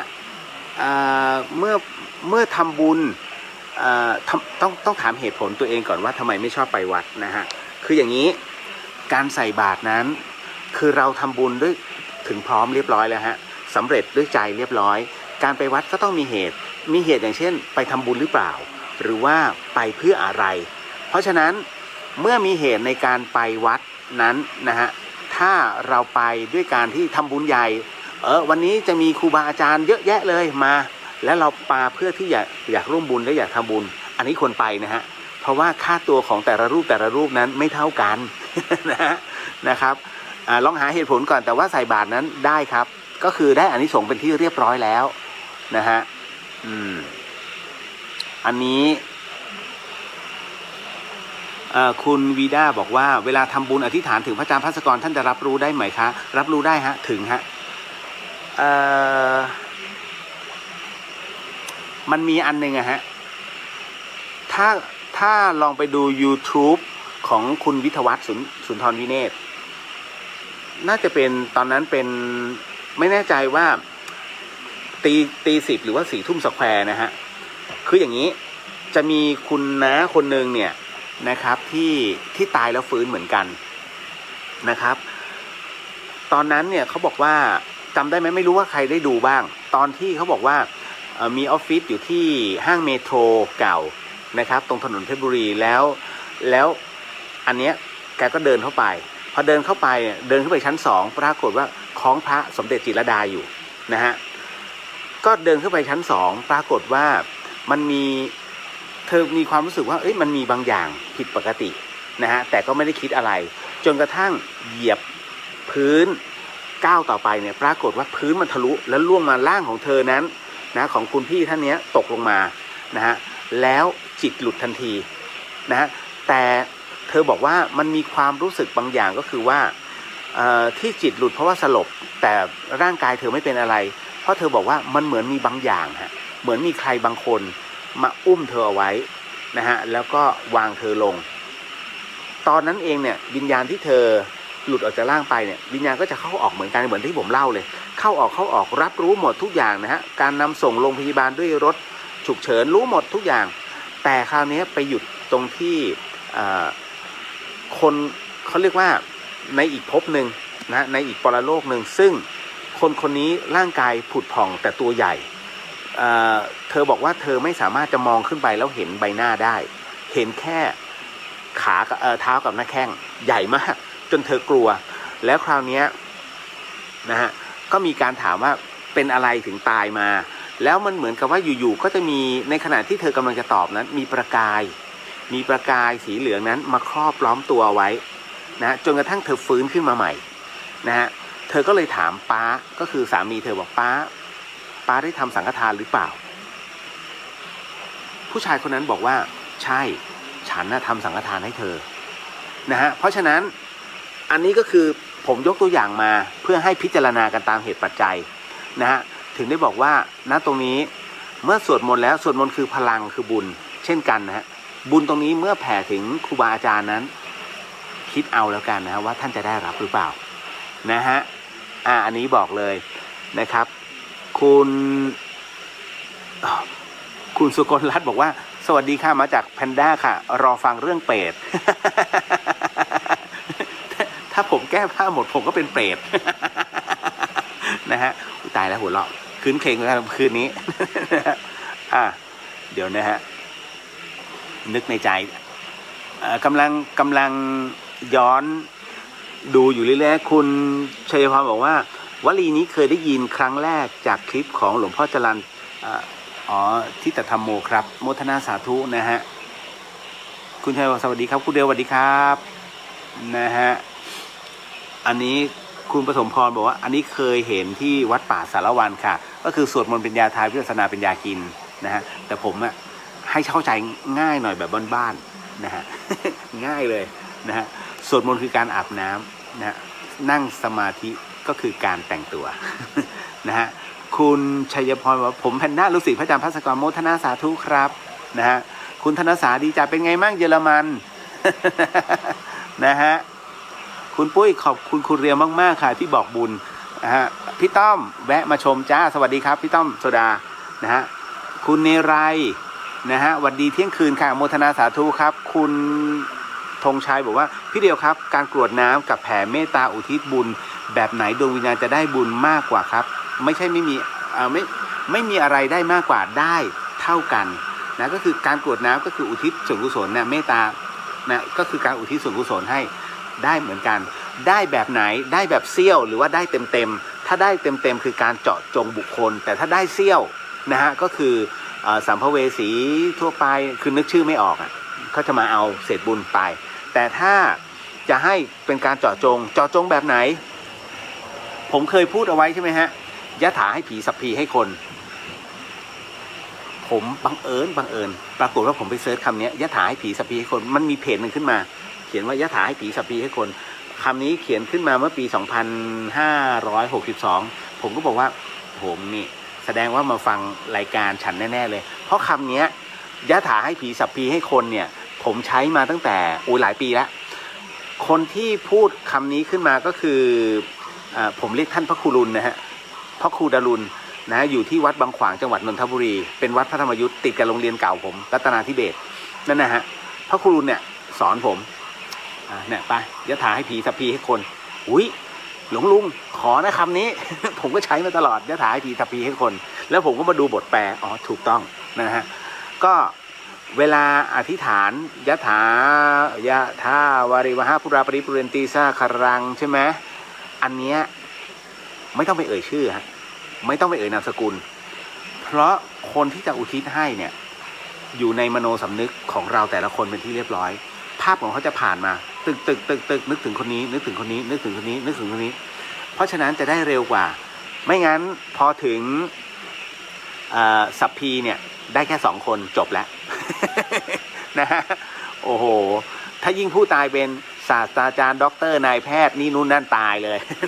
และนามสกุลมีนะด้วยนะยาวเลยคราวนี้ โอ้โหนะฮะ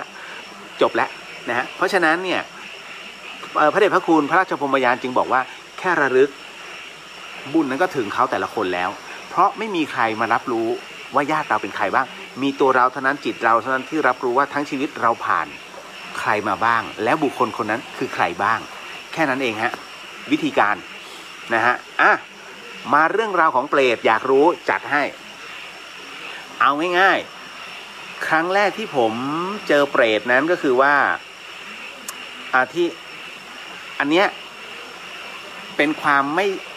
วามเชื่อในความไม่เชื่อเพราะผมบวชเมื่อปี51นะฮะเดือนกรกฎาคมจำได้แล้วไปยุวพุทธ02เสร็จปุ๊บพอต่อจาก02กลับมาเชียงใหม่แป๊บหนึ่งหลวงพี่บอกว่าเอ้ยเก็บข้าวของเดี๋ยวมึงต้องไปยุวพุทธ03กับกูที่ไหนหลวงพี่นู่นสวนประภัยธรรมชุมพรตอนนั้นพระอาจารย์คเชนฮะเป็นเจ้าสำนักอยู่ที่นั่นผมก็ไปเป็นครั้งแรกที่ผมได้เจอกับท่านที่นั่นนะฮะผมก็ไม่รู้หรอกว่าท่านเป็นบัดดี้ซึ่งกันและกันผมก็สาธุครับพระอาจารย์ก็คุยกันหาตึงเลยพระอาจารย์บอกอ้าวท่านแล้วท่านอาจจะอยู่ไหนท่านน้องอ่ะ บอกหลวงพี่บอกมึงเลือกเลยเนี่ยท่านให้มึงเลือกแล้วเพราะกุฏิเนี่ยมีว่างอยู่2 จุดก็คือกุฏิแรกกับกุฏิกลางๆเราก็เดี๋ยวต้องขนของให้หลวงพี่ไว้เอากุฏิแรกครับอาจารย์ได้นอนผมก็จัดแจงเลยพระก็ไม่มีอะไรมากพระย่ามอันนึงนะครับแล้วก็อุปกรณ์ถ่ายเป็นกล้องให้หลวงพี่ชุดหนึ่งหนังสือสวดมนต์ก็เรียกว่าเป็นอาวุธประจำตัวของพระอันนึงแล้วก็บาตรนะครับแล้วจากนั้นก็จีวรจบแล้วนอนหลังแรกก็สวดมนต์ผมมารู้ครั้งแรกในชีวิตฮะโอ้โหพระเมืองใต้สวดมนต์เร็วมากเร็วมากฮะสมุดเป็นปึกเลยทั้งปึกเลยนะท่านสวดเนี่ยใช้เวลาประมาณ45 นาทีเฮ้ยทั้งปึกผมสวดไม่ทันเลยนี่โมตาตาโมตาตาโมตาตานะโมตาตาภะคะวะโตอะระหะโตสัมมาสัมพุทธัสสะนึกในใจช้ากันหน่อยได้ไหมครับท่านผมท่องไม่ทันจริงๆนะก็พยายามแล้วมันไม่ทันนะฮะ โอ้โหพอเสร็จปุ๊บท่านถามเป็นไงบ้างสวดทันไหมไม่ทันท่านก็ปล่อยก๊ากกันทั้งคู่เลยทั้งอาจารย์คเชนทั้งหลวงพี่ภัตตกร นะฮะแล้วหลังจากนั้นผมก็นอนเพราะมันมืดไงนะฮะมืดแล้ว หลังจากที่ ฉันน้ำปานะกันเสร็จเรียบร้อยนอนแล้วผมอะเป็นอะไรที่ก็ไม่คิดนะว่าชุมพรจะมีอากาศเย็นมากเย็นมากๆแล้วผมเป็นอะไรที่ถ้าอากาศเย็นเนี่ยจะปวดฉี่จะเป็นงั้นเลยฮะแล้วเป็นพระไม่ได้มีอะไรมากเพราะว่าเวลานอนเสร็จปุ๊บผมก็ดึงจีวรมาคลุมหัวหลับหน้าต่างเปิดอยู่เพราะมันร้อนไงนะฮะแต่ชุมพรดีอย่างคือมันไม่ยุงนะครับก็ลมก็กะว่าลมมันตีมานะฮะก็นอนพื้นที่กุฏิของยุพุทธ03ศูนย์อภัยธรรมเนี่ยมันยกสูงขึ้นมาตัวเสาหล่อน้ำเอาไว้กันมดขึ้นกุฏินะเพราะฉะนั้นจะเดินขึ้นไปได้ทั้ง3สเต็ปนะแล้วก็เข้าผมก็นอน ประมาณสักตี 2มันปวดฉี่อ่ะมันปวดฉี่นะแล้วมันเป็นข้างขึ้นไม่แน่ใจว่าขึ้น3ข้ามหรือ4ข้ามอ่ะไม่ใช่ขออภัย10ไม่ใช่นะไม่แน่ใจว่าเป็นแรม3ค่ำหรือเปล่าคือมันเลย15ค่ำมาแล้วไงแต่แรม3ค่ำอ่ะพระจันทร์มันยังส่องแสงอยู่เราก็เห็นข้างนอกอยู่เพราะว่าเห็นต้นไม่แน่ใจว่าเป็นต้นส้มโอหรือว่าต้นมะพร้าวไม่แน่ใจนะเพราะว่าเราก็ยังมองเห็นลูกมันอยู่เนาะนอนแล้วก็มองแต่จำไม่ได้แล้วมันมี2ต้นเนี่ยปรากฏว่าในขณะที่ผมนอนอยู่เนี่ยแล้วมันปวดเยี่ยวไงก็เลยกำลังตัดสินใจ2จิต2ใจก็คือเลิกจีวรเพราะว่าก็กลัวว่าถ้าอากาศมันเย็นแล้วหัวมันโดนหัวเราจะไม่สบายก็เอาจีวรคลุมหัวไว้ตี 2ปุ๊บก็เลิกจีวรลงมาป้าบเอาไงดีวะจะลุกขึ้นไปเยี่ยวหรือว่าจะหลับต่อ เป็นพระนะตอนนั้นเป็นพระมัน2จิต2ใจไงเอาไงดีวะแล้วก็คือนอนตะแคงไงนอนตะแคงแบบนี้เสร็จปุ๊บเราก็มองไปที่หน้าต่างแค่กำลังคิดว่าจะลุกไปฉี่ นะฮะมันมีบางอย่างเกิดขึ้นฮะมันเหมือนมีบุคคลค่อยๆเดินผ่านหน้าต่างฮะฟับคือช้ามากคือประมาณเหมือนหนังแบบค่อยๆสโลว์แล้วหน้าต่างเป็นหน้าต่างคู่ไง พอผ่านข้างนี้เสร็จปุ๊บแรกที่เห็นปุ๊บรู้ทันทีเลยว่าแน่นอนเลยจากหน้าต่างแรกมาหน้าต่างรู้ทันทีว่าเขาแน่ๆ ถ้าแถวบ้านเรียกไอ้เปรต คอขนาดนี้คอยาวขนาดนี้ผมเป็นเล็กเก้เป็นแบบมัดม้วนๆน่ะยาวมากแต่เห็นด้านข้างนะฮะแล้วเขาก็หยุดไหลแห้งมากนะฮะเขาก็หยุดแล้วก็ชัดเจนเลยนึกในใจเลยมึงอย่าหันมาหลอกพระนะมึงหลอกกูสึกแล้วถ้ากูสึกมึงบาป นะเฮ้ยแล้วเหมือนเขาได้ยินน่ะแล้วเขาก็เดินก้าวไปแล้วหายไปนั่นคือครั้งแรกฮะที่เจอเปรตที่ยุพิธิกะสมาคม03รุ่งเช้ามาผมวิ่งขออภัยวิ่งไม่ได้เป็นพระผมก็รีบเดินจ้ำมาก็ตื่นสายนะถูกท่านด่าโอ้ยเป็นพระมาตื่นสายอาบัติไหมเนี่ยเรื่องของเรื่องก็คือต้องตื่นบิณฑบาตอ่ะ แต่ผมเปล่าแต่จริงๆไม่ใช่คือยุคพุทธท่านเตรียมเอาไว้ให้แล้วก็คือเหมือนกับให้ญาติโยมรอใส่บาตรแต่ผมตื่นสายโอ้อาจารย์เมื่อคืนเวลาผมจะรายงานกับพระเพราะท่านพรรษามากกว่าไงผมก็จะนั่งโอ้อาจารย์เมื่อคืนเกือบแย่หมายวะมีอะไรอาจารย์คาเชนก็ผมเจอเปรตอะเจอเปรตที่ไหนเจอเปรตที่นี่แหละท่านบอกมึงอย่ามาโกหก พระอาจารย์คาเชนมึงอย่ามาโกหกเดี๋ยวไม่รู้พระอาจารย์ถ้าท่านฟังผมย้อนหลัง อาจารย์โทรมาด่าผมได้ ครั้งก่อนท่านก็แอบฟังผมแล้วก็โทรมาเมื่อวานเช้า อาจารย์คาเชนนะ ผมก็บอกอาจารย์ผมเจอเปรตนะท่านก็บอกว่ามึงอย่ามาโกหกไม่มีที่นี่เราอยู่มาเป็นปีแล้วไม่มีเนี่ย เราอยู่3-4 ปีไม่เห็นมีเลยสักตัวจริงๆผมจะมามุสาท่านทำไมอ่ะหลังจากนั้นฮะคุณผู้ฟังหลังจากที่ผมศึกแล้วก็มาที่ธรรมสถานก็คือกลับมาก็มารับใช้หลวงพี่ที่ธรรมสถานเหมือนเดิมนะฮะพระอาจารย์กเชนท่านก็เอาพระพิฆเนศเนี่ยมาอธิษฐานที่นี่เยอะเลยสวยด้วยผมก็จองไว้ตอนนั้นจองไว้องค์หนึ่งท่านก็หอบดูมานั่งเนี่ยด้านหน้าธรรมสถานข้างในเสร็จปุ๊บนะปุ๊บผมก็สาธุครับพระอาจารย์บอก พอไม่มีคนแล้วพระอาจารย์ท่านก็บอกเฮ้ยครับผมพระอาจารย์มีอะไรครับเราเจอแล้วว่ะ เราเจอแล้วว่ะพระอาจารย์เจออะไรตอนนั้นเจออะไรที่บอกที่เล่าให้อาจารย์พาเจอเป็ดเราเจอว่ะ2 ตัวด้วย ก็ผมบอกพระอาจารย์แล้วว่ามี เราก็แผ่อานิสงส์ให้มันเลยมันก็ไม่รับอีกว่า นะฮะอันนั้นคือครั้งแรกครั้งต่อมาเนี่ยครั้งที่2สงสัยวันนี้ไม่ได้พูดอะไรมากมายคุยกันเรื่องเปรตนะฮะคือเรื่องของเรื่องก็คือว่ามันจะมีอยู่ครั้งหนึ่งที่มีน้องโรงพยาบาลเชียงใหม่รามเนี่ยนะฮะเขาก็มาชวนพี่เลียวนะฮะเพื่อที่จะไปแม่สายนะฮะก็ไปรถตู้กันผมเนี่ยเมื่อก่อนจัดรายการชื่อว่าผูกโผโหลมาหลอนก็จัดเป็นวัดสายหินแล้วลงมาเนี่ยมันตี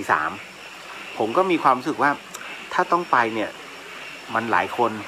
แล้วน้องมันจะกินข้าวเช้าเป็นยังไงวะก็เลยคิดว่าผมจะทำผัดกะเพราแล้วราดข้าวก็คือใส่กล่องไว้แต่ละกล่องเพื่อให้น้องไปกินบนรถกะว่าไม่นอนแล้วไปนอนบนรถเอา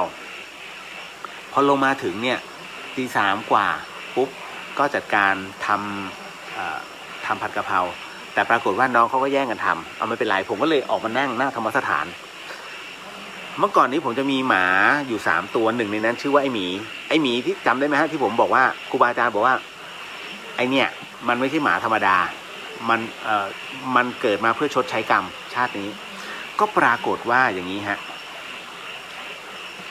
ผมก็มันเล่นกับไอ้3 ตัวสักพักหนึ่งและสักพักหนึ่งมันผ่านจากผมไปแล้วก็วิ่งไปหน้าธรรมสถานนะเห่าฮ้ง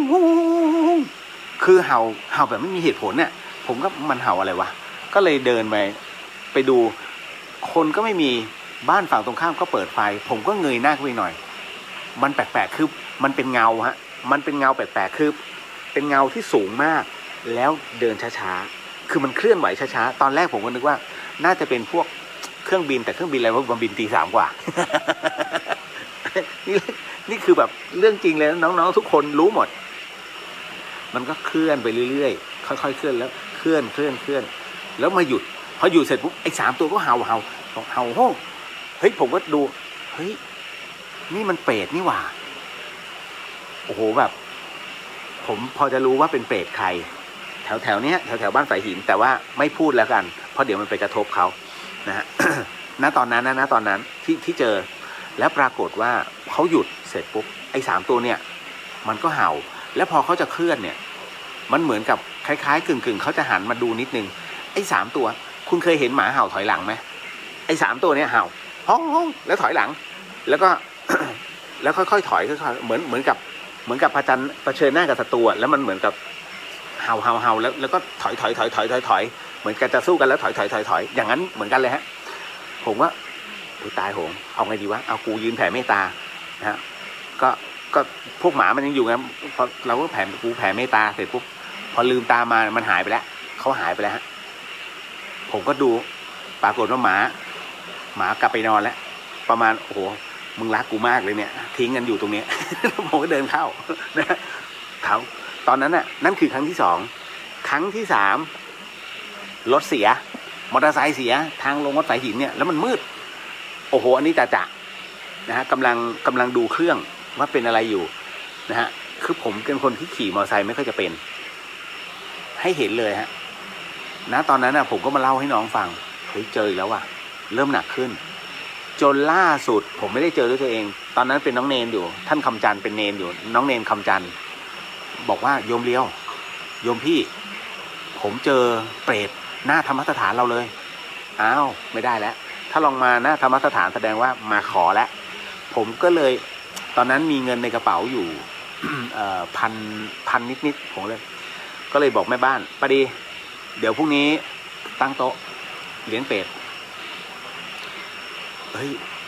ผมก็ถูกหลวงพี่เนี่ยทักท้วงนะฮะว่ามึงจะมาเลี้ยงผีไม่ได้นะบอกหลวงพี่อันเนี้ยขออนุญาตจริงฮะเพราะว่าไม่งั้นเดือดร้อนการที่เปรตมายืนด้านหน้าเนี่ยมันไม่ใช่เรื่องธรรมดานั่นแสดงว่าเขาจูเราติดแล้วมันจะมาบ่อยๆก็เลยตั้งโต๊ะเลี้ยงเป็ด พอตั้งโต๊ะเสร็จปุ๊บเนี่ยคือท่านบอกงั้นกูไม่รับรู้หลวงพี่ท่านจะเป็นงี้นะฮะถ้ามีอะไรแปลกๆปุ๊บท่านจะไม่รับรู้ว่ากูไม่รับรู้นะตามใจมึงผมไม่เป็นไรหลวงพี่ผมรับผิดชอบเองอันนี้โยมน้องรับผิดชอบเองนะก็เลยตั้งโต๊ะเลี้ยงเสร็จปุ๊บผมจุดธูปก็พอดีมีชาวบ้านมาร่วมด้วย2-3 คนตั้งแต่ตั้งโต๊ะเลี้ยงเป็ดตั้งแต่บัดนั้นเป็นต้นมาไม่มีใครได้เห็นผมก็ไม่เห็นตอนนี้เป็นหลวงพี่ไปแล้วหลวงพี่เขมก็ไม่เห็นอีกเลยไม่มีการปรากฏตัวของเปรตอีกเลยนะฮะก็แสดงว่าการตั้งโต๊ะเลี้ยงเขาได้ผลก็โมทนาไปคือเรื่องราวทั้งหมดที่เกิดขึ้นณธรรมสถานฮะ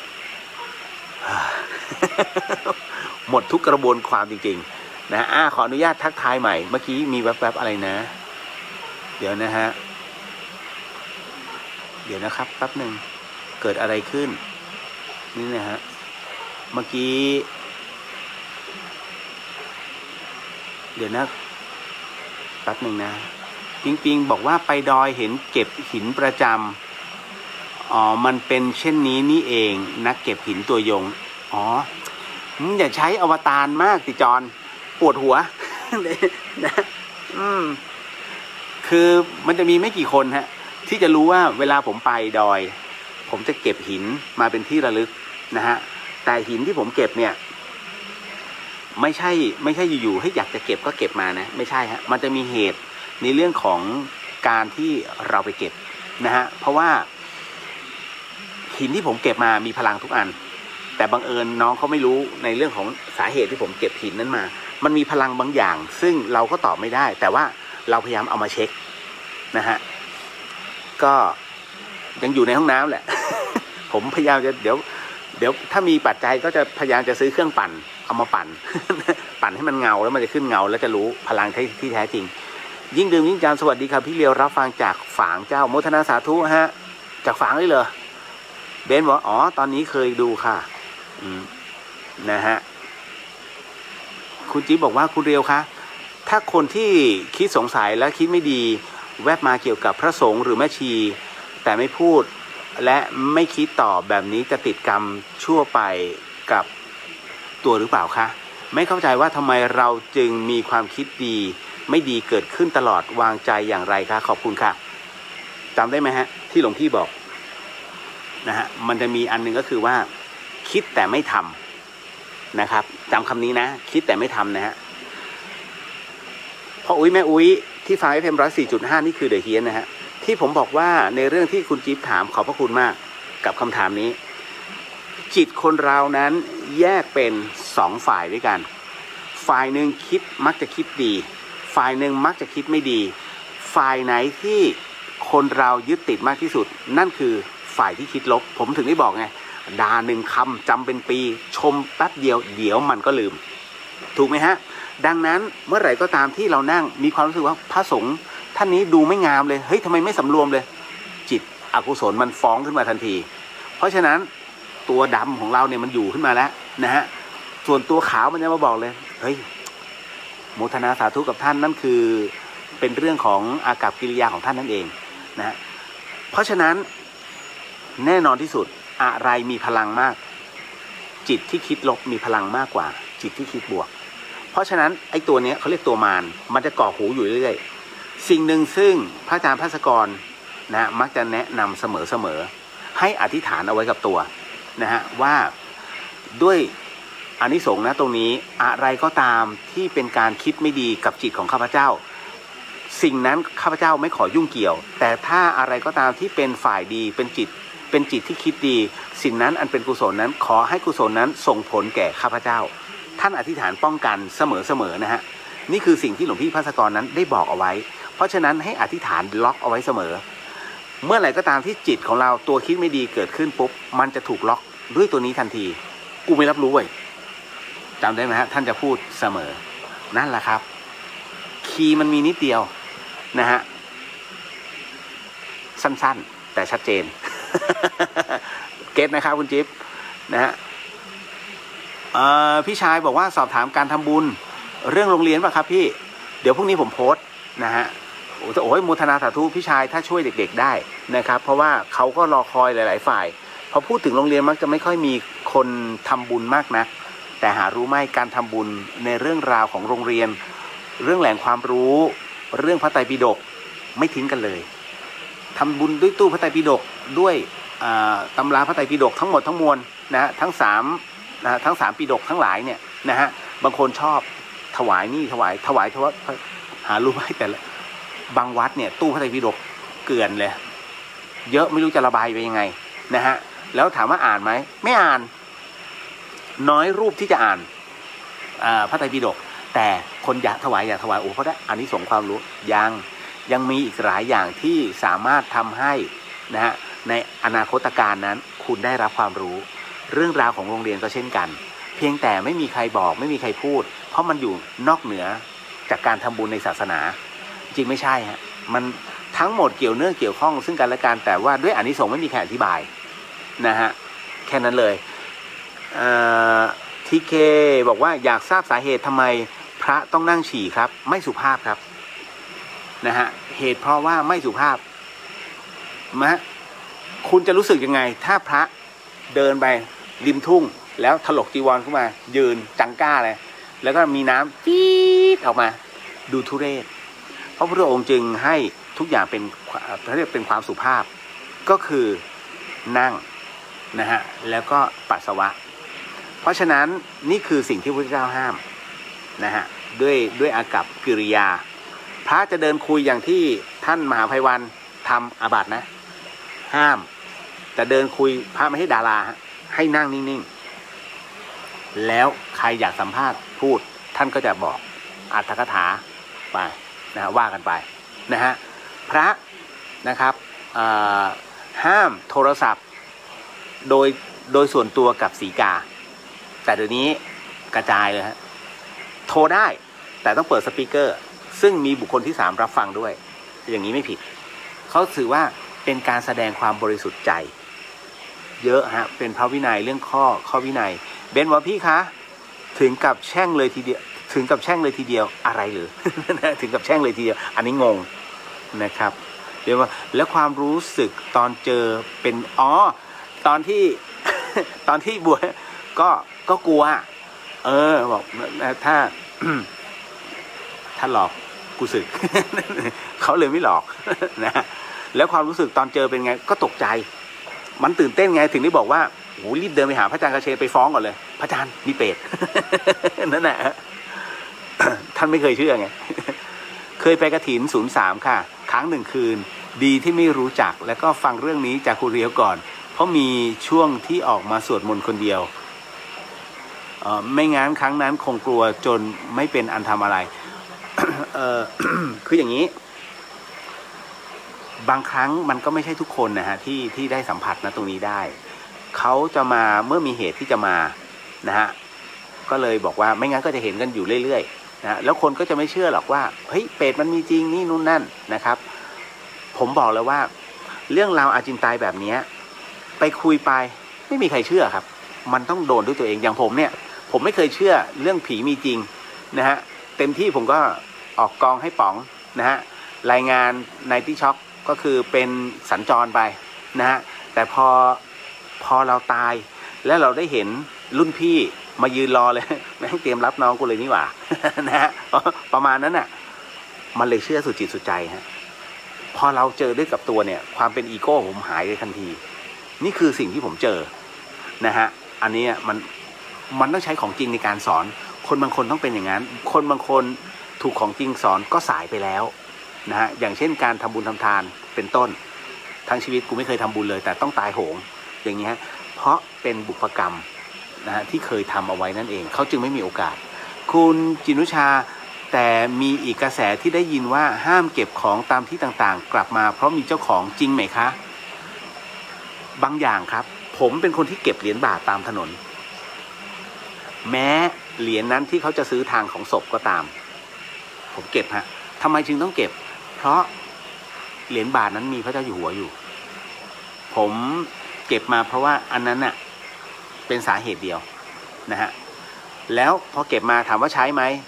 หยอดตู้หยอดตู้หยอดตู้นะฮะก็ไม่ใช้เอานั้นไปทำประโยชน์ดีกว่าไปโยนทิ้งเล่นๆนะฮะ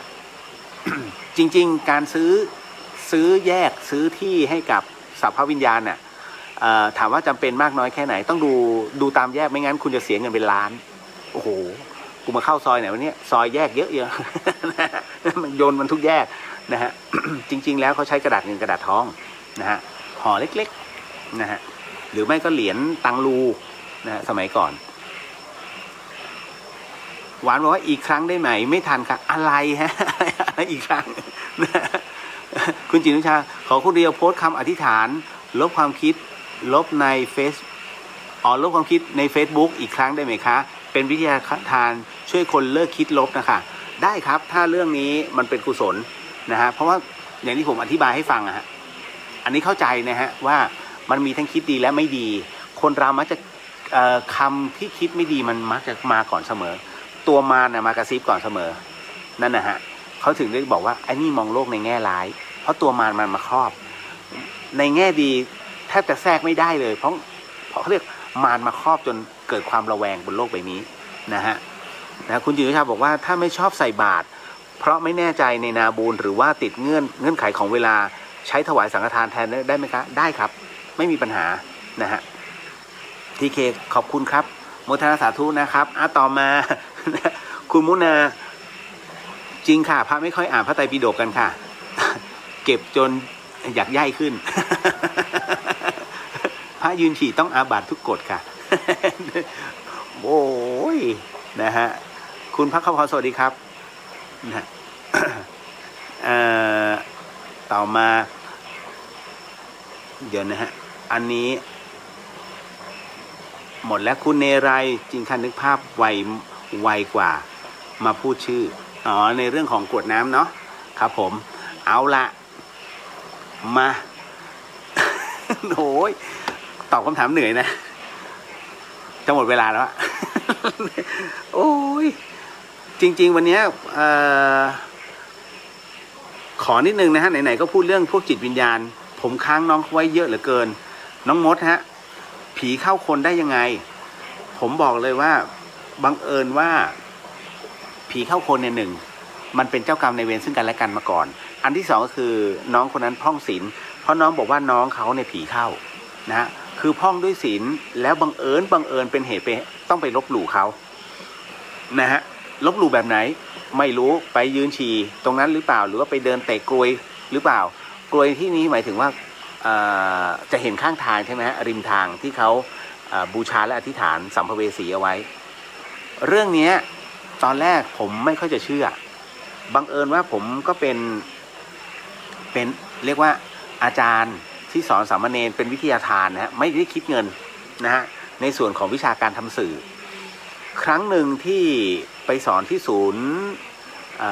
อะไรนะศูนย์วิปัสสนานานาชาติที่แม่โจ้นะฮะให้กับคณะพระสงฆ์แล้วก็พระภิกษุสามเณรในเรื่องของการทำสื่อเนี่ยน้องคนหนึ่งที่เคยอยู่ที่สถานี FM 104.50 เมกะเฮิรตซ์นะครับชื่อเจ้าชัยฤทธิ์นะฮะชัยฤทธิ์ยอดดวงใจนะตอนนี้ไปอยู่ที่จังหวัดเลยเป็นปภ.อยู่ที่นั่น นะฮะชัยฤทธิ์เนี่ยน้องเขาใฝ่รู้แล้วเขาเป็นลูกมือผมด้วยนะครับปรากฏว่า ผมเนี่ยจะไปสอนเนี่ยไปเช้าเย็นกลับ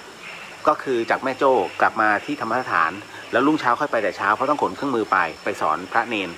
แต่ชัยฤทธิ์เนี่ย เขาจะขอนอนที่นู่นเพราะมีห้องนอนให้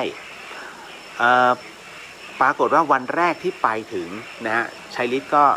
ขับรถกลับรถแล้วก็ถอยรถเข้าซองอย่างดีเลยนะฮะอีกวันหนึ่งเนี่ยผมไปแต่เช้าเลย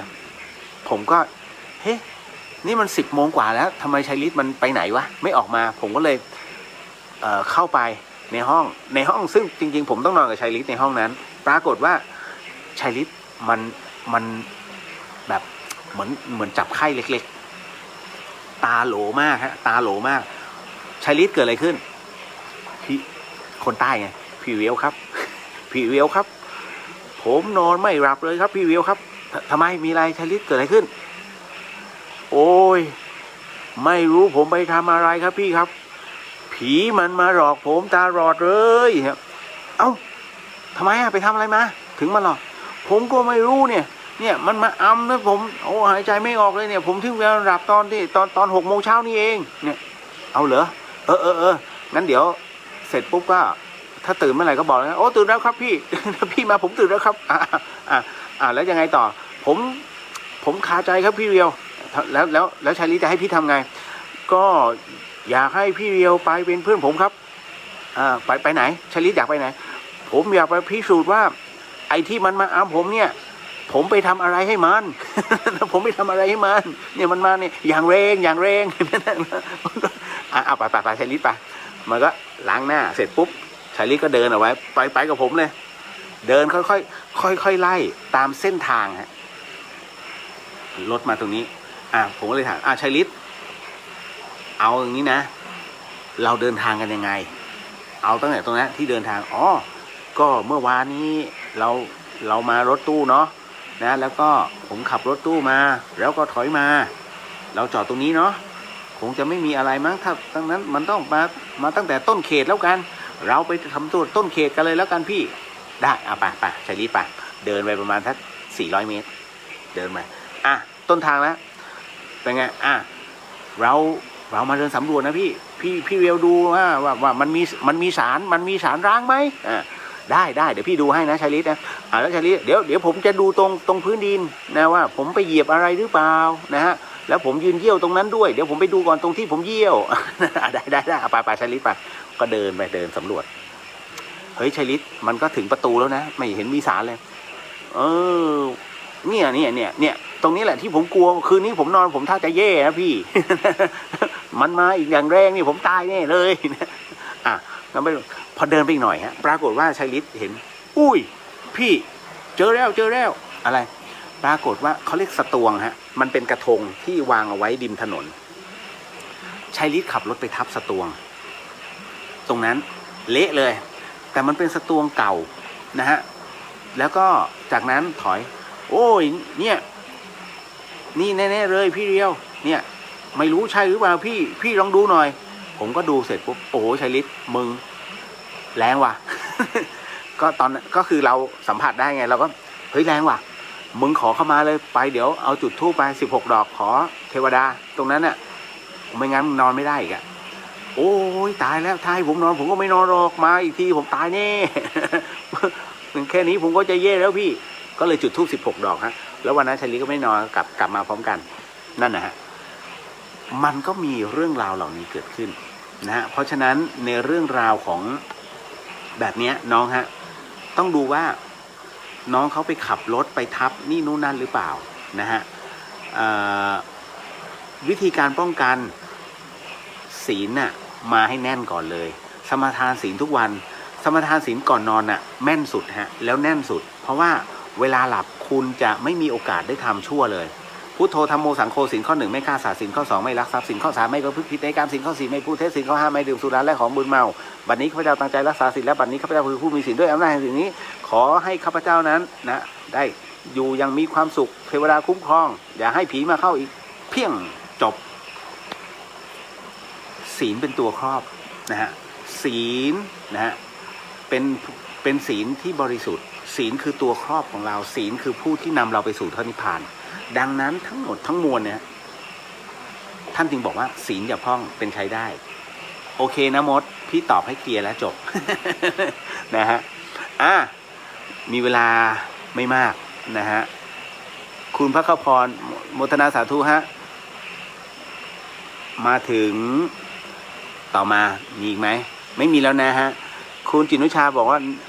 นึกถึงเมตตาของพระอาจารย์เลยค่ะเรื่องตอบคำถามทุกคืนไม่เว้น ก็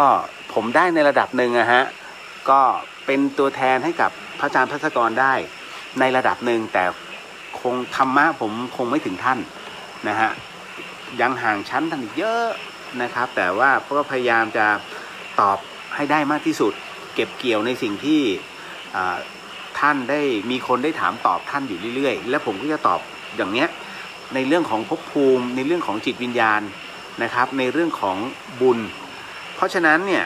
ผมได้แต่อาจจะไม่แม่นซะทั้งหมดในขณะเดียวกันนะฮะก็สามารถที่ท่านทั้งหลายเนี่ยสามารถหาครูบาอาจารย์ถามตอบได้อีกเช่นกันนะฮะเพราะฉะนั้นการถามตอบครูบาอาจารย์นั้นไม่ใช่เป็นการลบหลู่ไม่ใช่เป็นการไปลองไม่ใช่ไปเหมือนกับไปการลองของท่านหรือว่าไปแอบถามหรือว่าไปลองดูซิว่าท่านประมาณไหนอะไรยังไงไม่ต้องไปลองขนาดนั้นก็ได้นะฮะเพียงแต่ว่าอันไหนที่เราติดมันเป็นเงื่อนไขในใจเราถามท่านแล้วท่านแกะให้เราได้ถูกวิธีนั่นคือสิ่งที่คุณเขาเรียกว่านั่นคือเป้าหมายของคุณของทุกท่านนะฮะที่จะใฝ่หาครูบาอาจารย์แบบนั้นนี่แหละฮะอันนี้ก็คือเป็นอีกหนึ่งสิ่งแล้วกันนะครับที่อยากจะฝากให้ทุกท่านได้ดูเอาไว้นะครับมาถึงอีกหลายๆท่านคุณจินุชาบอกว่าขอบพระคุณคุณเลียวในทุกคำตอบและก็ทุกคำแนะนำนะคะช่วยให้กระจ่างในเรื่องคาใจมากมายสาธุนะคะผมอาจจะดุดันอีกสไตล์หนึ่งนะเป็นสไตล์โยม นะครับแต่ว่าไม่ได้ดุดันที่จะไปชนกับครูบาอาจารย์แต่ละสายเพราะว่าก็ต้องบอกว่าหลวงพี่ภัสกรนั้นในส่วนของการท่านเป็นผู้ที่สมาธิสั้นนะครับหลวงพี่ท่านเป็นผู้ที่ยอมรับในตนดังนั้นในเรื่องของการจะภาวนาในเรื่องของการสวดมนต์เนี่ยไม่มีปัญหาแต่ในเรื่องของการนั่งสมาธิหลวงพี่นั้นเป็นผู้ที่มีสมาธิสั้นเราจะรู้ดีนะครับท่านก็เลยจะไม่ค่อยมาพิจารณาในเรื่องของสมาธิแต่ท่านจะใช้วิธีการถามแล้วก็ทำเป็นเมทริกตารางเมทริกว่ามันเป็นอะไรยังไงแล้วท่านจะวิเคราะห์ในสไตล์ของผู้เรียกว่าการใช้หลักปัญญาเข้ามาตรงนี้แต่บางเรื่องเนี่ยผมก็เคยบอกท่านว่าบางเรื่องท่านจะวิเคราะห์ด้วยปัญญาอย่างเดียวไม่ได้มันต้องรับรู้ด้วยตัวเองนะฮะปัจจตังนะฮะทั้งหมดมันคือปัจจตังเรียนรู้เราต้องรู้ได้ด้วยตัวเราเองถ้าเราไม่ปฏิบัติเอาแต่ถามมันจะไม่เข้าใจเรื่องบางเรื่องอธิบายไม่ได้อย่างสมมติว่าคุณได้กลิ่นหรือว่าลิ้มรสอาหารนั่นรสปลาแรมจะเขียนลงไปยังไงมันปลาแรมออกเปรี้ยวจี๊ดขมนิดนึงมันรับรู้ไม่ได้ครับมันต้องชิมเองนั่นแหละฮะง่ายๆเลยนี่คือรสชาติมันออกมาเป็นคำพูดไม่ได้เพราะฉะนั้นถ้าเราถามแต่ไม่ปฏิบัติเราก็แค่รู้เพื่อไปคุยต่อแต่ถ้าเราปฏิบัติด้วยนะฮะแล้วก็ถามด้วยเพราะมันติดไงมันถามด้วยอันนี้สนุกมันจะสนุกมากแล้วมันเป็นเขาเรียกมันเป็นเนื้อเดียวกันแล้วมันเป็นพรรคพวกเดียวกันแต่เราจะไม่ยิงคำถามที่เป็นมารเข้ามานะฮะคิดว่าแน่เหรอมึงชั้นไหนแล้วอะไรธรรมะไม่มีชั้นนะครับธรรมะไม่มีการแข่งขันนะครับแต่ธรรมะนั้นมันมีคำว่าคุณธรรมขึ้นมาที่ยกระดับใจพอแล้วครับนะฮะเพราะฉะนั้นเราจะดูได้เลยว่าอะไรคือผู้ปฏิบัติธรรมอะไรขึ้นชื่อได้แค่เป็นผู้ปฏิบัติธรรมนะฮะปฏิบัติธรรมกับผู้ปฏิบัติธรรมไม่เหมือนกันนะขึ้นชื่อว่าผู้ปฏิบัติธรรมคือกลับบ้านก็กลับไปด่าเหมือนเดิมนะฮะใจไม่ได้เย็นขึ้นแต่ถ้าผู้ปฏิบัติธรรมนั้นจะทำอะไรก็ตามเนี่ยมันจะมีบางอย่างที่ยั้งให้เรารู้สึกว่าเฮ้ยอย่าหลุดนั่นคืออารมณ์นะฮะมันจะดึงกลับมันมีบางอย่างที่ดึงตัวนั้นกลับมาแล้วว่าเราใช้คำพูดผิดว่ะเราต้องใช้คำนี้แทนนี่ฮะนี่คือตัวจริงของคำว่าปฏิบัติธรรมคุณคุณปาล์มใช่ไหมฮะจากแพนด้าขอบคุณมากค่ะที่มาแบ่งปันเอาละครับหมดเวลาแล้วฮะโมทนาสาธุนะฮะไว้เจอกันใหม่วันศุกร์นะขออนุญาตเป็นวันศุกร์เพราะว่าวันเสาร์ผมเดินทางแต่เช้าเดี๋ยวจะดูขอดูก่อนบางทีขอจะเป็นวันพรุ่งนี้วันศุกร์อาจจะเว้นสาธุสิ่งหนึ่งสิ่งใดผิดพลาดพลั้งไปขออโหสิกรรมณที่นี้ไม่ได้ตั้งใจหรือมีเจตนาพบกันใหม่นะฮะก็ขอมอบอานิสงส์ผลบุญในค่ำคืนนี้ให้กับผู้ฟังที่ฟัง FM 104.5 เมกะเฮิรตซ์ทุกท่านรวมถึงผู้ฟังที่ฟังผ่านช่อง YouTube ทุกช่องนะฮะและก็รวมผ่านไปถึงช่อง Facebook ทุกช่องเช่นกันนะฮะที่ถ่ายทอดนะตรงนี้นะฮะแล้วก็ขอมอบอานิสงส์ผลบุญให้กับคุณผู้ฟังที่ฟังทั้งช่องของทางพุทธิสิทธิ์รัตนสมบูรณ์แล้วก็เรียวเดอะเฮียนด้วยขอให้ได้รับอานิสงส์ผลบุญในค่ำคืนนี้ไปด้วยเช่นกันฮะพบกันใหม่กับเรื่องราวแบบนี้เชิงธรรมะแล้วก็เชิงในเรื่องของจิตวิญญาณ นะครับเป็นธรรมะบันเทิงไปกับเดอะเฮียนฮะพบกันใหม่ในวันพรุ่งนี้สำหรับค่ำคืนนี้ราตรีสวัสดิ์นะครับพี่น้องชาวเชียงใหม่ราตรีสวัสดิ์นะครับพี่น้องชาวโซเชียลทั้งหมดครับบ๊ายบายสาธุครับ